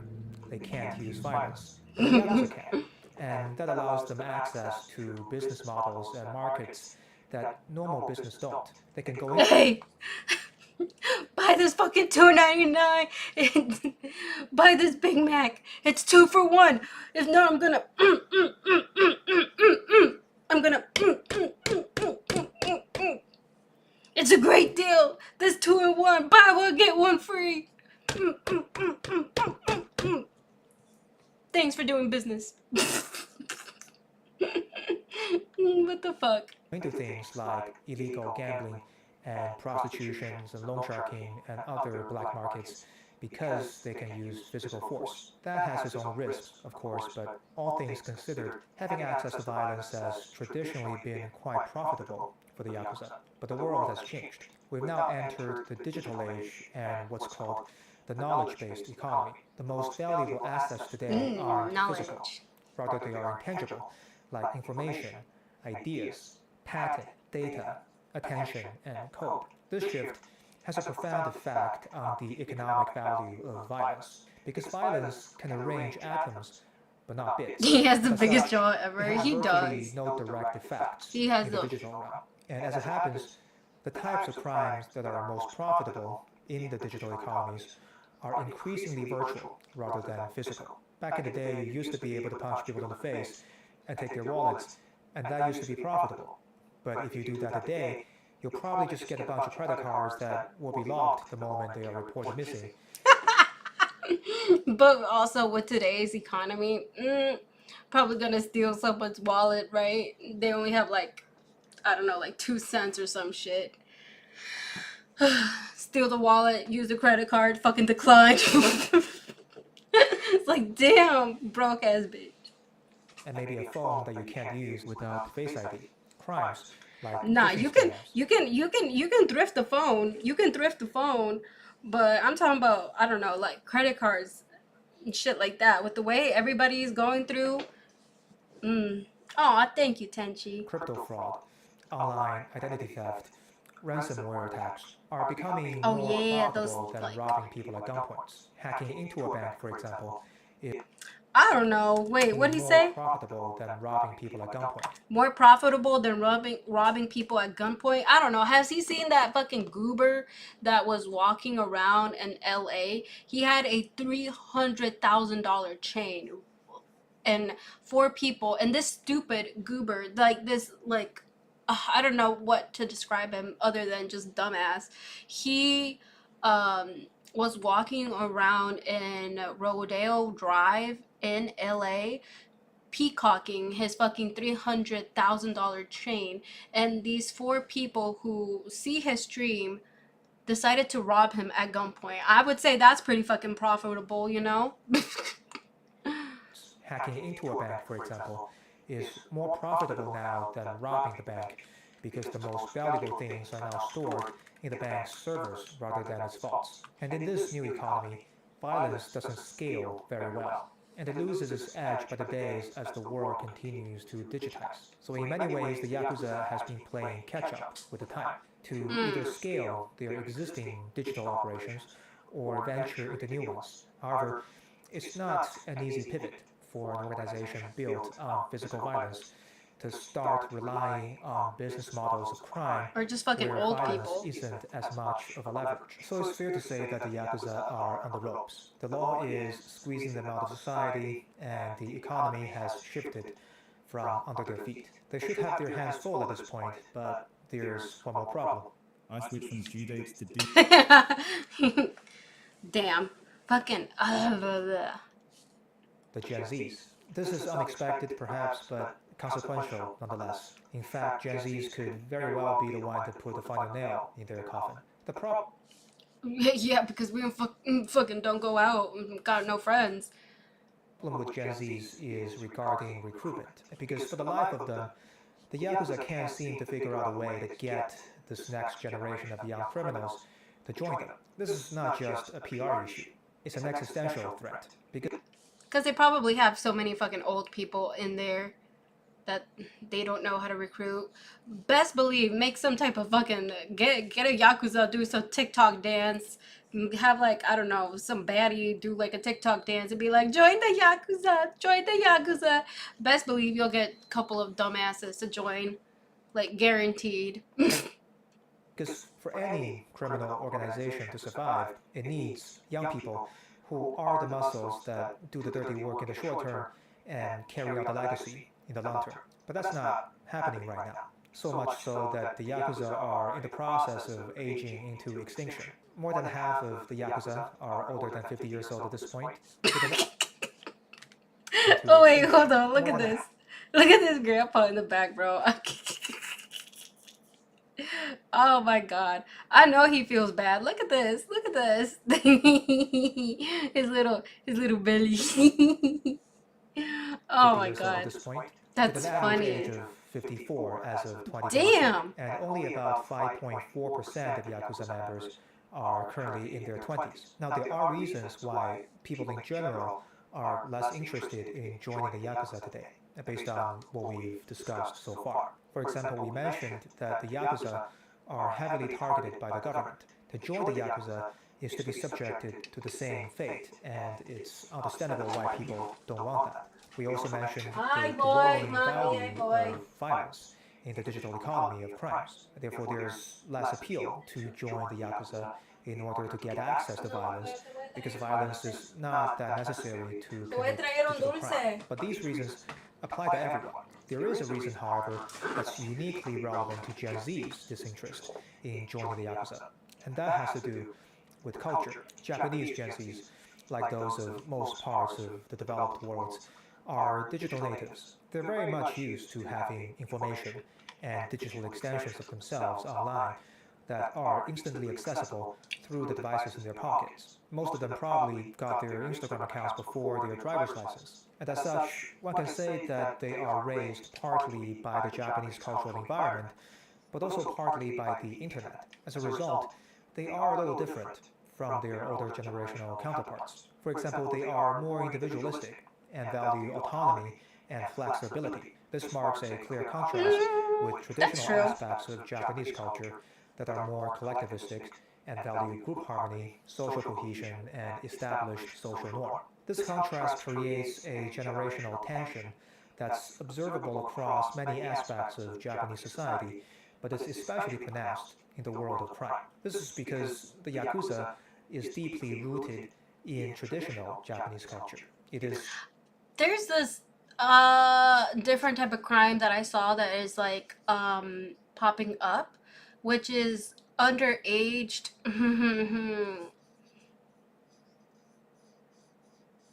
pillow actress, which, hi Noah, but that's a new phenomenon that I saw pop up on the Japanese TikTok, because bitch, I love the Japanese culture, right? Like I love that type of shit. So sometimes I go in to the Japanese like TikTok side of things, and I saw a lot of GIK girls back like when COVID kind of hit, a little after COVID type shit. Oh, this is a wig. Sorry to burst y'all's bubbles. But and I saw this term pop up, which is called papakatsu or papakatsu. I don't know what it's called. But basically it's where a whole bunch of girls, they will stand on like the red light district, but they will be at a fence type shit, and they will be standing there waiting for an older man or just whoever to like be like, hey, sup, how much for a night? And they'll be like, $250, like, you know, that kind of stuff. So I've seen that that's like a new crime, more to speak, or a more popular crime. Or there's also this other crime where I saw it was like I've seen that there's like a rise in what is it called? Host club scamming. So basically like these hosts would, I don't know if you guys know what hosts are or host clubs are, but like they're pretty much like a bar almost of, or a lounge of really pretty people, both genders, male and or female, like not together, it's usually separate, and they will try to like, you know, hit you up and flirt you up, you know, and make you feel all good and stuff, and they will try to like make you spend as much money as possible. And the only reason why I'm talking about this is because I've seen a couple of YouTubers talk about this, how there's been a rise in these type of crimes, because these hosts will get a whole bunch of girls to give them money, but in turn they will also almost pimp out the girls so that the girls can go get money for them using their bodies, because they don't have that much money. Like that's what at least I've seen. To stick, happy birthday. Oh my gosh, no, not yet, almost though, almost. But thank you. I've completely forgot. I forgot. But anyway, but yeah, like that's I've heard that that's like a crime that's been in the rise over there in Japan. Of course, don't quote me or anything like that. I got my source from one of my friends who lives in Japan. I don't fucking know where, but he lives over there. And he told me about that because he actually was going to be a host. I think it's been a year since I've talked to him, but yeah, that was a fucking thing. He told me that that's like something that's very common, and sadly a lot of people who've been falling victim to that type of crime is Tokyo kids, or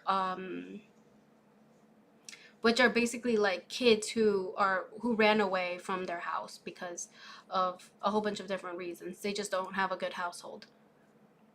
So I've seen those type of crimes, you know. Collectivistic, where each member is expected to have absolute loyalty to the group and put the well-being of the Yakuza organization above their own. It also has a strict hierarchy and expects total obedience to superiors and suppresses individuality. But that's an environment that Gen Zs find suffocating. This includes the Gen Z's criminals. These young criminals want to assert their individuality. They want to express themselves and their opinions, but they can't do that if they join the Yakuza. Many of them are also more entrepreneurial and want the freedom to experiment and make mistakes and learn from them. But the Yakuza demands perfection and hates mistakes. There's even a ritual called yubitsume, where you cut off your fingers as an apology for making serious mistakes. Gen Zs probably like their fingers as much as anyone, so they're not super stoked about that. And above all, Gen Z criminals want to commit crimes, and they want to do it right away. In the Yakuza, new members are typically required to endure long periods of low-status apprenticeships, during which they perform mostly menial tasks. So if Gen Zs join the Yakuza, they'll probably be bowing 20 times a day and serving tea for years before they can begin to contribute to real criminal projects in any significant ways. For a generation that are used to instant gratification, this is probably too long of a wait for their attention span to handle. Additionally, unlike the Yakuza who have to play catch-up with the digital economy, Gen Zs are born into it. What feels foreign to the Yakuza feels just like home to the Gen Zs. So instead of joining the Yakuza and help them catch up, Gen Zs probably prefers the faster route of just doing it themselves. They're thinking, why would I need the Yakuza? I have a smartphone and I've got Wi-Fi at home. The ChatGPT subscription is only $20 and DeepSeek is free. If I want to commit digital crimes, I'd rather do it with my college roommates than with these old people who just want to cut off my fingers every time my code doesn't work. No, it's not true. Or imagine you fucking work for, like, the Yakuza, right? And this motherfucker, he's like, why don't my email work? Set up my fucking email. Set up my fucking email. And then he cuts off your fingers because he thinks that you fucked up somewhere, and it's like, damn, old man. You typed in the wrong address, you stupid bitch. You know what I mean? Like, oh, that would suck. Not like Gen Z criminals all operate alone. They still commit organized crimes, but the way they organize is completely different. There's a new term coined by Japan's national police agency called tokuryu. It describes a new kind of organized criminal phenomenon that started happening in the last few years. It consists mostly of young people and seems to be filling the power vacuum left behind by the declining Yakuza. The word tokuryu combines tokume, which means anonymous, and ryudo, which means fluid. And that name is quite fitting. The tokuryu groups have no rigid hierarchy, no lifelong loyalty, no rituals. Many of their members don't even know each other. Instead, they're recruited for specific jobs or tasks on an ad hoc basis, almost like gig economy before crime. Tokuryu recruit mostly online and operate through encrypted messaging apps and social media platforms. This allows a degree of flexibility in their structure and some anonymity for their members that make them quite elusive to law enforcement. And it's easy to see why Gen Z criminals prefer the tokuryu over the Yakuza. In fact, tokuryu's recruitment pitch is so on brand for the Gen Z stereotype that it almost looks like a parody. No rules, no commitment, no delayed gratification. Just sign up online, show up, friends with benefits, do the thing, get paid, and fuck off. It's almost like you can just Uber Eat, Tinder swipe, and TikTok scroll your way through a career in crime. Now, in case this is starting to sound like a good side hustle at this point, I should say, please don't go join the tokuryu. Because, well, it's illegal, first of all, and secondly, that's kind of the whole trick. Tokuryu uses this curated messaging around quick cash and low commitment as a bait to recruit new members, sometimes specifically targeting... Oh, shit, my bad. Oh, my shit froze. What the fuck? It's them tokuryu, them tokuryu thingy kebabs, them fuckers, they know we're watching their shit. They know it. Are dying. Gen Zs are... Where the fuck? Tokuryu. Them tokuryus. On an ad hoc basis. Almost like gig I wish I understood what he was talking about. Tokuryu recruit mostly online and operate through encrypted messaging apps. What do you mean? He's speaking English. This allows a degree of flexibility in their structure and some anonymity for their members that make them quite elusive to law enforcement. There, I added the text for you. It's easy to see why Gen Z criminals prefer the tokuryu over the Yakuza. In fact, tokuryu's recruitment pitch is so on brand for the Gen Z stereotype that it almost looks like a parody. No rules, no commitment, no delayed gratification. Just sign up online, show up, do the thing, get paid, and fuck off. It's almost like you can just Uber Eat, Tinder swipe, and TikTok scroll your way through a career in crime. Now, in case this is starting to sound like a good side hustle at this point, I should say, please don't go join the Tokuryu. Because, well, it's illegal, first of all, and secondly, that's kind of the whole trick. Tokuryu uses this curated messaging around quick cash and low commitment as a bait to recruit new members, sometimes specifically targeting unsuspecting youth who are looking for a quick buck online. These are called yamibaito, or dark part-time job in Japan. And they're almost like a gateway drug for crimes. Once you're in, it can become hard to leave. You might get hooked by it, or some groups might use blackmail or threats to keep you in the game. So what started as a one-off gig can turn into a full-blown trap. In any case, the Tokuryu are winning the recruitment game and poised to replace Yakuza as the dominant force of organized crimes in Japan. Are you really gonna miss this? We do. You got them yamibaito. I can't read either. God damn. What the fuck?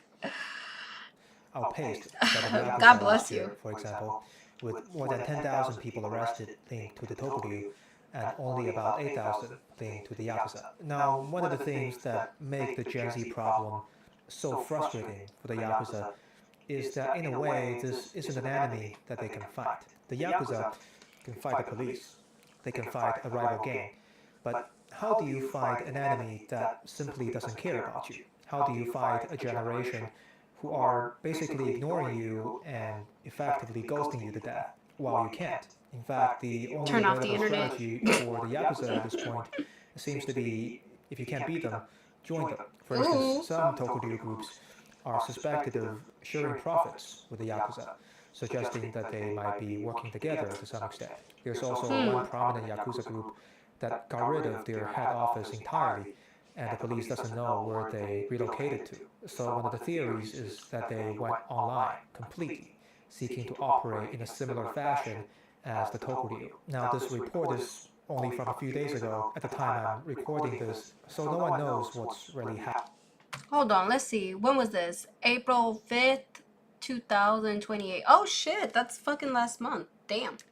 Only from a few days ago at the time I'm recording this, so no one knows what's really happening yet. And the whole Tokuryu phenomenon is quite new in general, so it remains to be seen how it will all play out in the end. In any case, at this time, the Yakuza seems to begin to take a back seat, while the Tokuryu are slowly becoming the main driver of organized crimes in Japan. And some Yakuza group might even be proactively reinventing themselves into Tokuryu in order to operate better in the current criminal update their bios. Now, at the end of the day, Yakuza and the Tokuryu are both criminal organizations, so one might not have too much empathy for them. Nor am I trying to make you feel bad for the Yakuza or any criminal organizations. But there is a deeper point I'm trying to make here with this story of crime. Crime is an extreme expression of society. As such, it could magnify dynamics that are subtle and opaque in daily life and make them more visible and easier to observe. This tension between the newer generation and traditional values doesn't only exist in the world of crime. It's everywhere. We can see this at work, for example, where Gen Zs are challenging the traditional Japanese salaryman work culture. We can also see this in dating, where Gen Zs are going against the traditional model of marriage and family. We can partly because everything's expensive, dude. Everything's so fucking expensive. Like, oh my god. Oh my freaking god. 1.26. What the fuck is this? 1.26.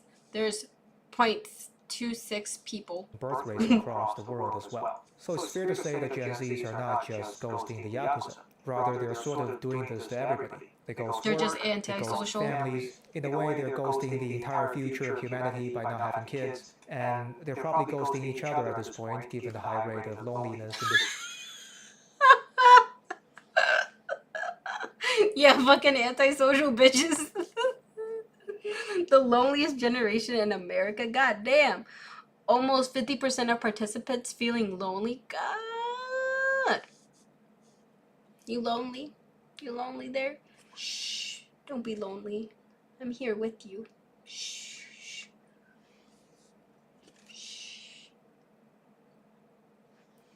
We're watching this shit together.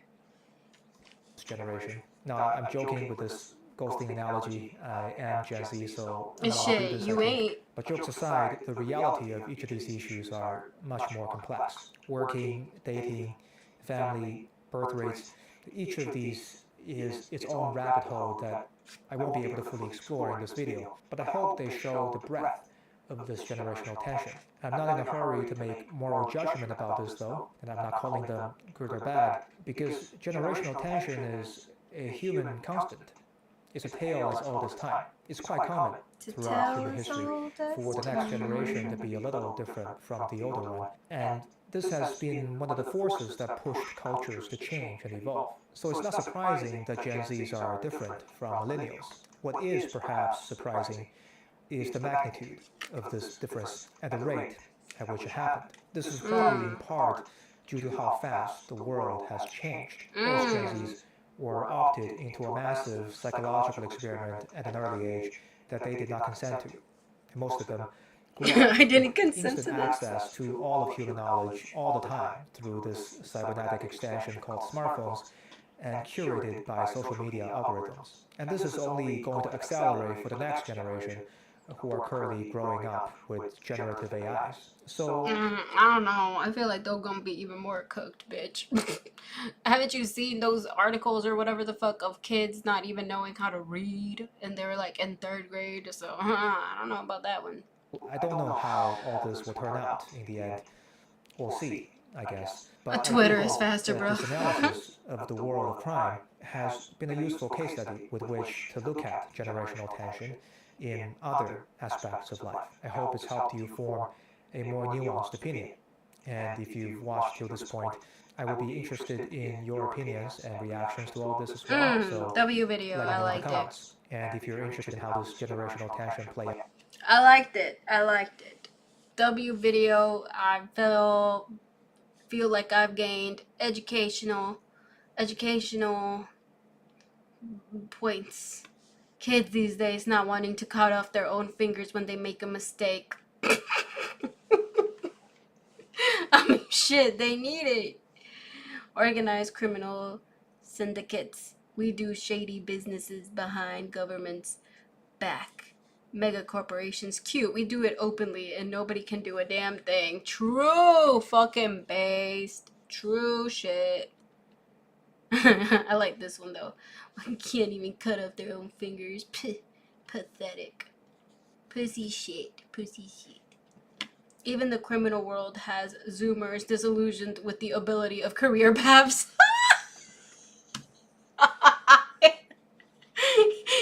Even Zoomers, even delinquent Zoomers have been disillusioned by jobs. Happy birthday, no. Thank you. I appreciate this. Thank you. I'm with the Yakuza. You better pay. Skip. What did you say? Skip. 23. You already even know how old I am. That's okay. The Yakuza are dying off. Yay! They're being replaced by something worse and more effective. Aww. Dang. The real age. You're a dork. As a Gen Z American, here's my 2 cents on the take that our generation can't handle delayed gratification. We've watched the promise of delayed gratification fail Gen Z and millennials repeatedly in real time because we've had access to the internet since childhood. True. In elementary and middle school, I watched in real time on TV and online as Gen X had their entire... God damn! I am not reading all that. Fuck that. You had me until you wrote a damn essay.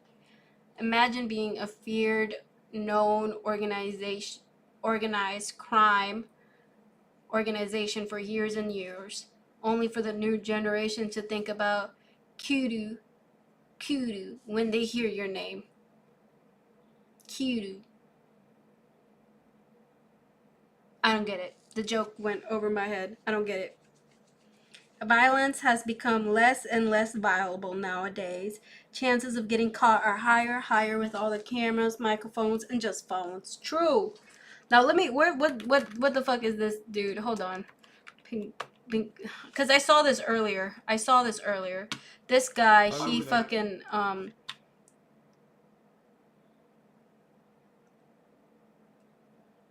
Oh man, where the fuck is it?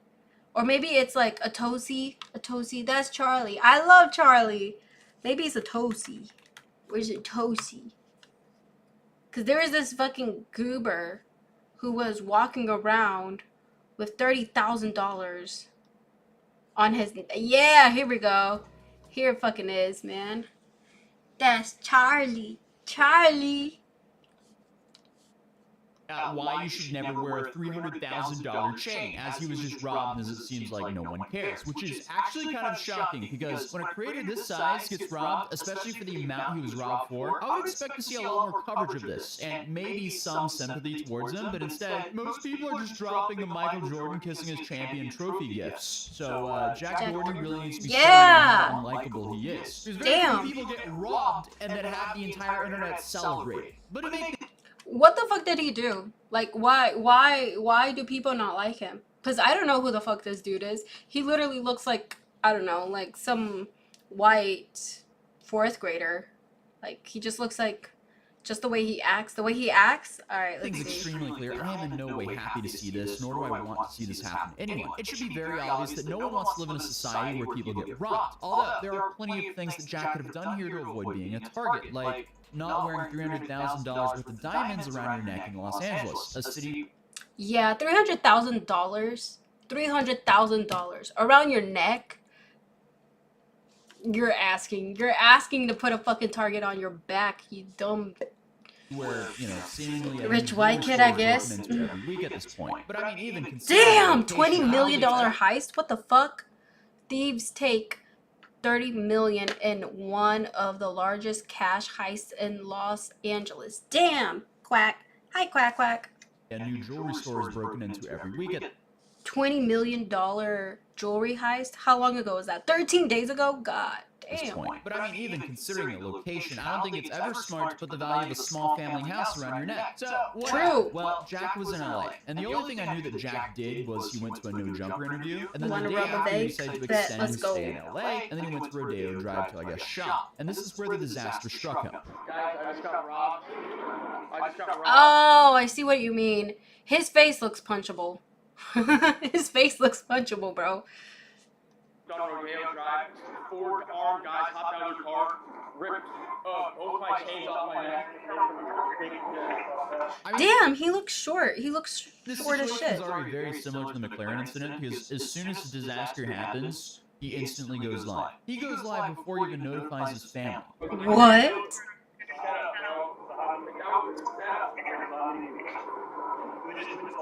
He's 5'2". He's as tall as me? No way, really? Oh, in that case, how tall is this cop? This cop is also short then. It's okay, we love short kings still. But damn.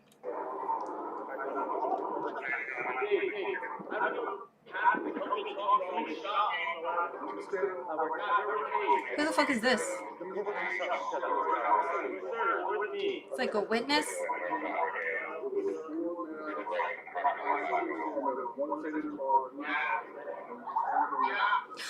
Did he just take a selfie with someone?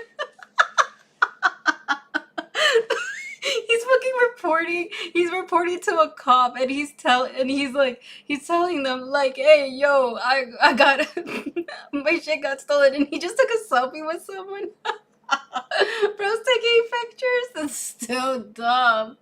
Welcome back, Tension. After he's robbed, he's taking pictures with people. I mean, dude's probably having the worst day of his life, but still forcing a smile for a photo.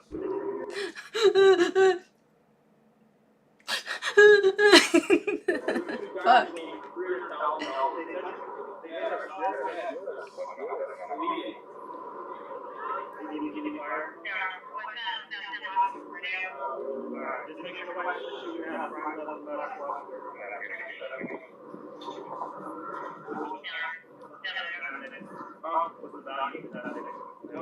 100K, one was 200K. Like, Oh, what the fuck? Okay, so two 100K, another one 200K. Oh, dude, bro is cooked. Why the fuck would you wear that much shit? Oh my god. I mean, $300,000 just to go shopping? Why are you peacocking like that? Why do you feel the Strutting need like he to has do money. that? Like, I can somewhat understand the expensive watch for the right place and the right time, but I don't think it's ever a good idea to be roaming around LA with a six-figure watch and a $300,000 diamond necklace. That's just terrible situational awareness. Bank robbers, on average, they get away with about $5,000, which I was actually surprised of that stat. I thought it would be way larger than that. But you have guys risking that much for $5,000, and you know for sure a bank is way harder to rob than Jack Doherty here on Rodeo Drive. Because it's real, the only thing defending Jack here is an out-of-shape bodyguard, because the last bodyguard he had got into legal trouble. So I guess you got a new one, and this new one is probably already fed up with it, because who wouldn't be? Also, let's be real, I don't think he signed up for that. He signed up to defend Jack when he eggs someone on the street or something like that, and then, you know, has to back them off, or some TikTok person harassing him. That's essentially what I would assume they sign up for. Not four-armed gunmen blitzkrieging Jack. I feel like that's a little bit much for one bodyguard who's not even armed to handle. So overall, just terrible risk assessment on Jack Doherty here. Oh, so you're right. That is the bodyguard. Jack got sued because his bodyguard punched someone. He's kind of blaming his security guard. He's like, why would you let that happen? It's like, dude, what is he gonna do? Apparently he tackled one. And that's still asking a lot, man. Holy shit. Like, I wouldn't... If I was the bodyguard and there were gunmen, like, literally like, hey, man, I would have been like, take his ass, bro. He's right there. His chain is in his pocket, bitch. Like, let me fucking go. Like, But he still tackled one. I would be pussying out, bro. I would not. You would catch me dead. But there's three others with guns. Like, dude, you broadcasted one large game of Capture the Flag with $300,000 worth of diamonds around your neck as a reward to any criminal in LA, and you live stream your current location. Then on top of that, they can see that you only have one bodyguard here. And again, I never want to see anyone get robbed, but this is just ridiculous. Why the fuck did he only have one? That's stupid. I wouldn't be surprised if the dudes who robbed him get less time than Vitaly in the Philippines when they're... Who the fuck is this dude? What the fuck? Crimes aren't even comparable. But he starts explaining what happens here. Why is he grabbing his crotch? Take your hand out of your crotch, man. What happened? Yeah. Bro, that was a setup for sure, bro. It was too perfect. I walked down there right there. His face. Look at the bodyguard's face. Like, all three or four just tapped me to the ground. I don't know what happened. That's Validity. He's a prankster, and he did a lot of predator catching on Kick and would do crazy stuff to them. Funny shit. Ooh. Release him. Why is he in jail? Release him. He did nothing wrong. He did nothing wrong.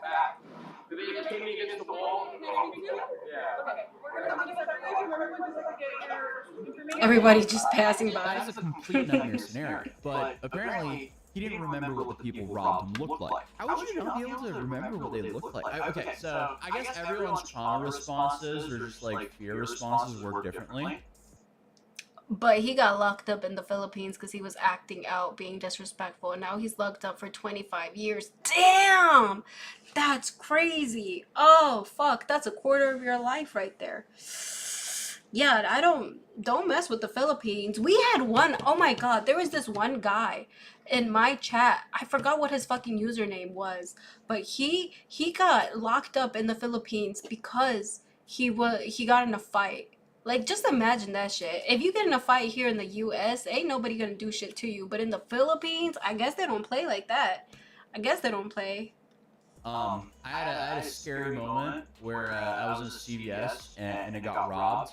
They had guns. I was there with my family, and I was like only probably 4 feet away from one of the robbers at the time. Damn, that's scary. And I saw behind the robber was my family, so I just kind of froze up and slowly started walking because he clearly was not there to rob people. He was just trying to get whatever he can get from the CVS. So I just kind of walked, grabbed my family, and I'd been to the store plenty of times, so I knew where the back door was. So we just walked into the back door, and then I closed the back door, and then I stood behind that metal door, and then we called 911. But I can Oh wow, I might just be cooked then, because the CVS that's near me, like, you can't open the back door, and if you do, the fucking alarm goes off. So I would be cooked. I would be fucking like shot at. Like, who the fuck just rang the alarm? So list from head to toe exactly what that person was wearing, his height, yeah, everything about that person. So, not to randomly trauma dump on you guys, not that it actually was trauma, obviously it was scary at the time, but thankfully nothing happened, so it was nothing really to worry about. Damn, okay. Is that really trauma dump? Is that really trauma dump? I mean, let me just shut up. Okay, well that just reminded me of that. Okay, anyway, moving on. Fucking goober, dumbass. Oh my god.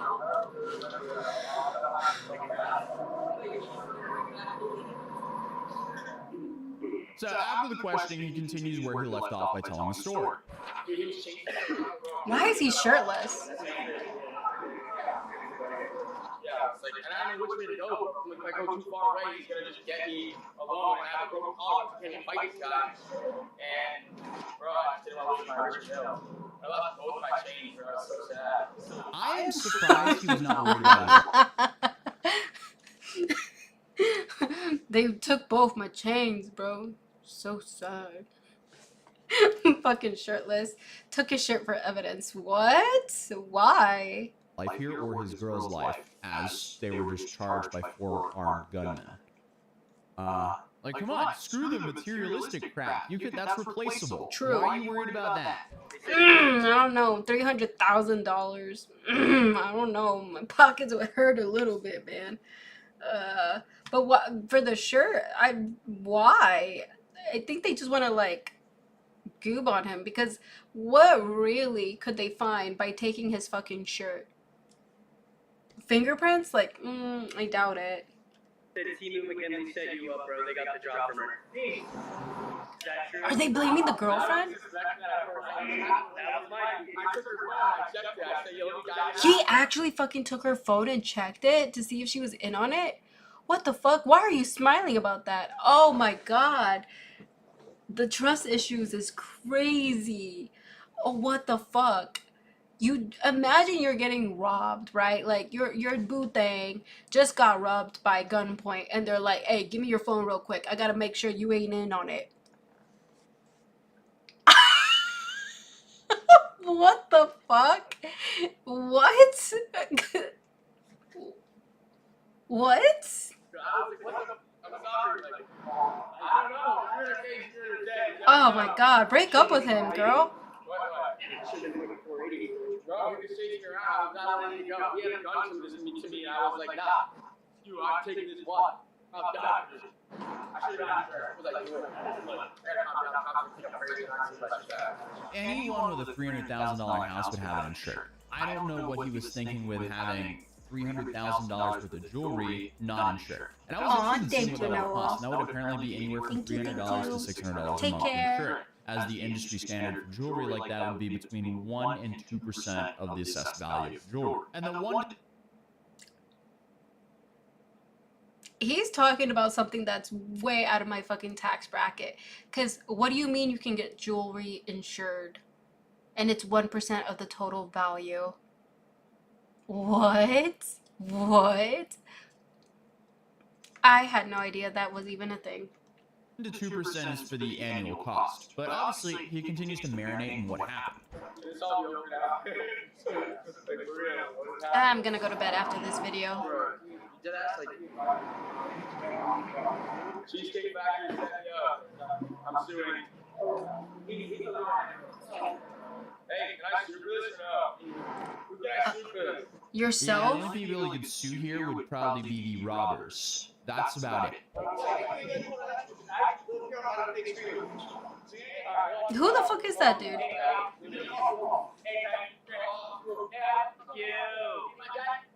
What? Is he just cussing random ass strangers? Okay, dude.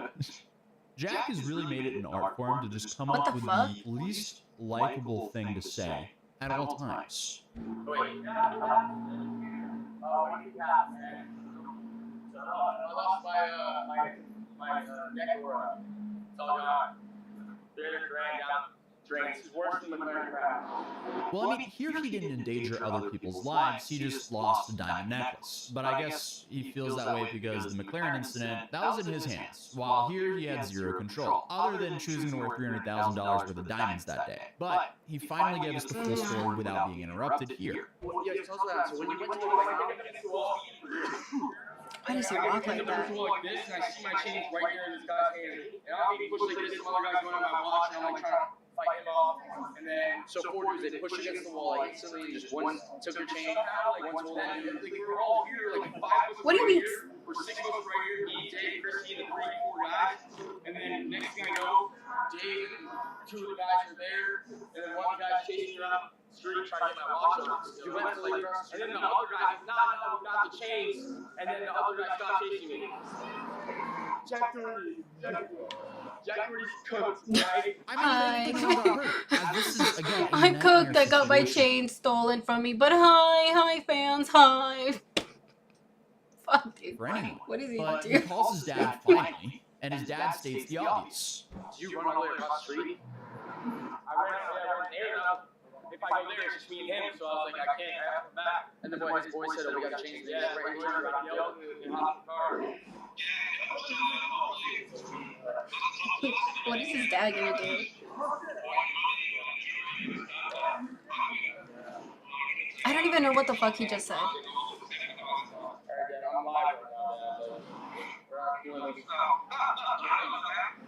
At least his dad tried to share some common sense with him.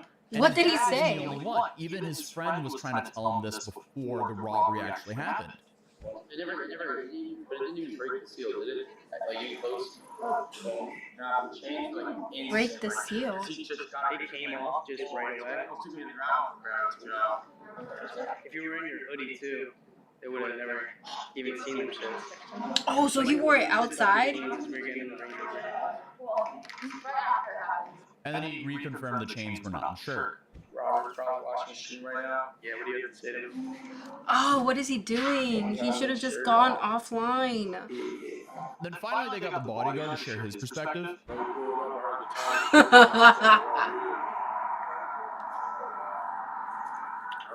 He really does look out of shape. He would not. What the fuck? Beer belly and everything.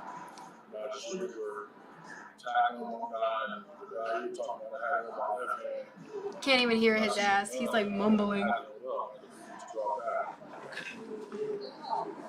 Why does he look like that? Soothing himself, petting himself. And they also managed to somehow get a little peek of the security cam footage, but it's hard to really make anything out of it as Jack's friend was filming off of the phone they were using to show the cops of the security footage. What the fuck? Why?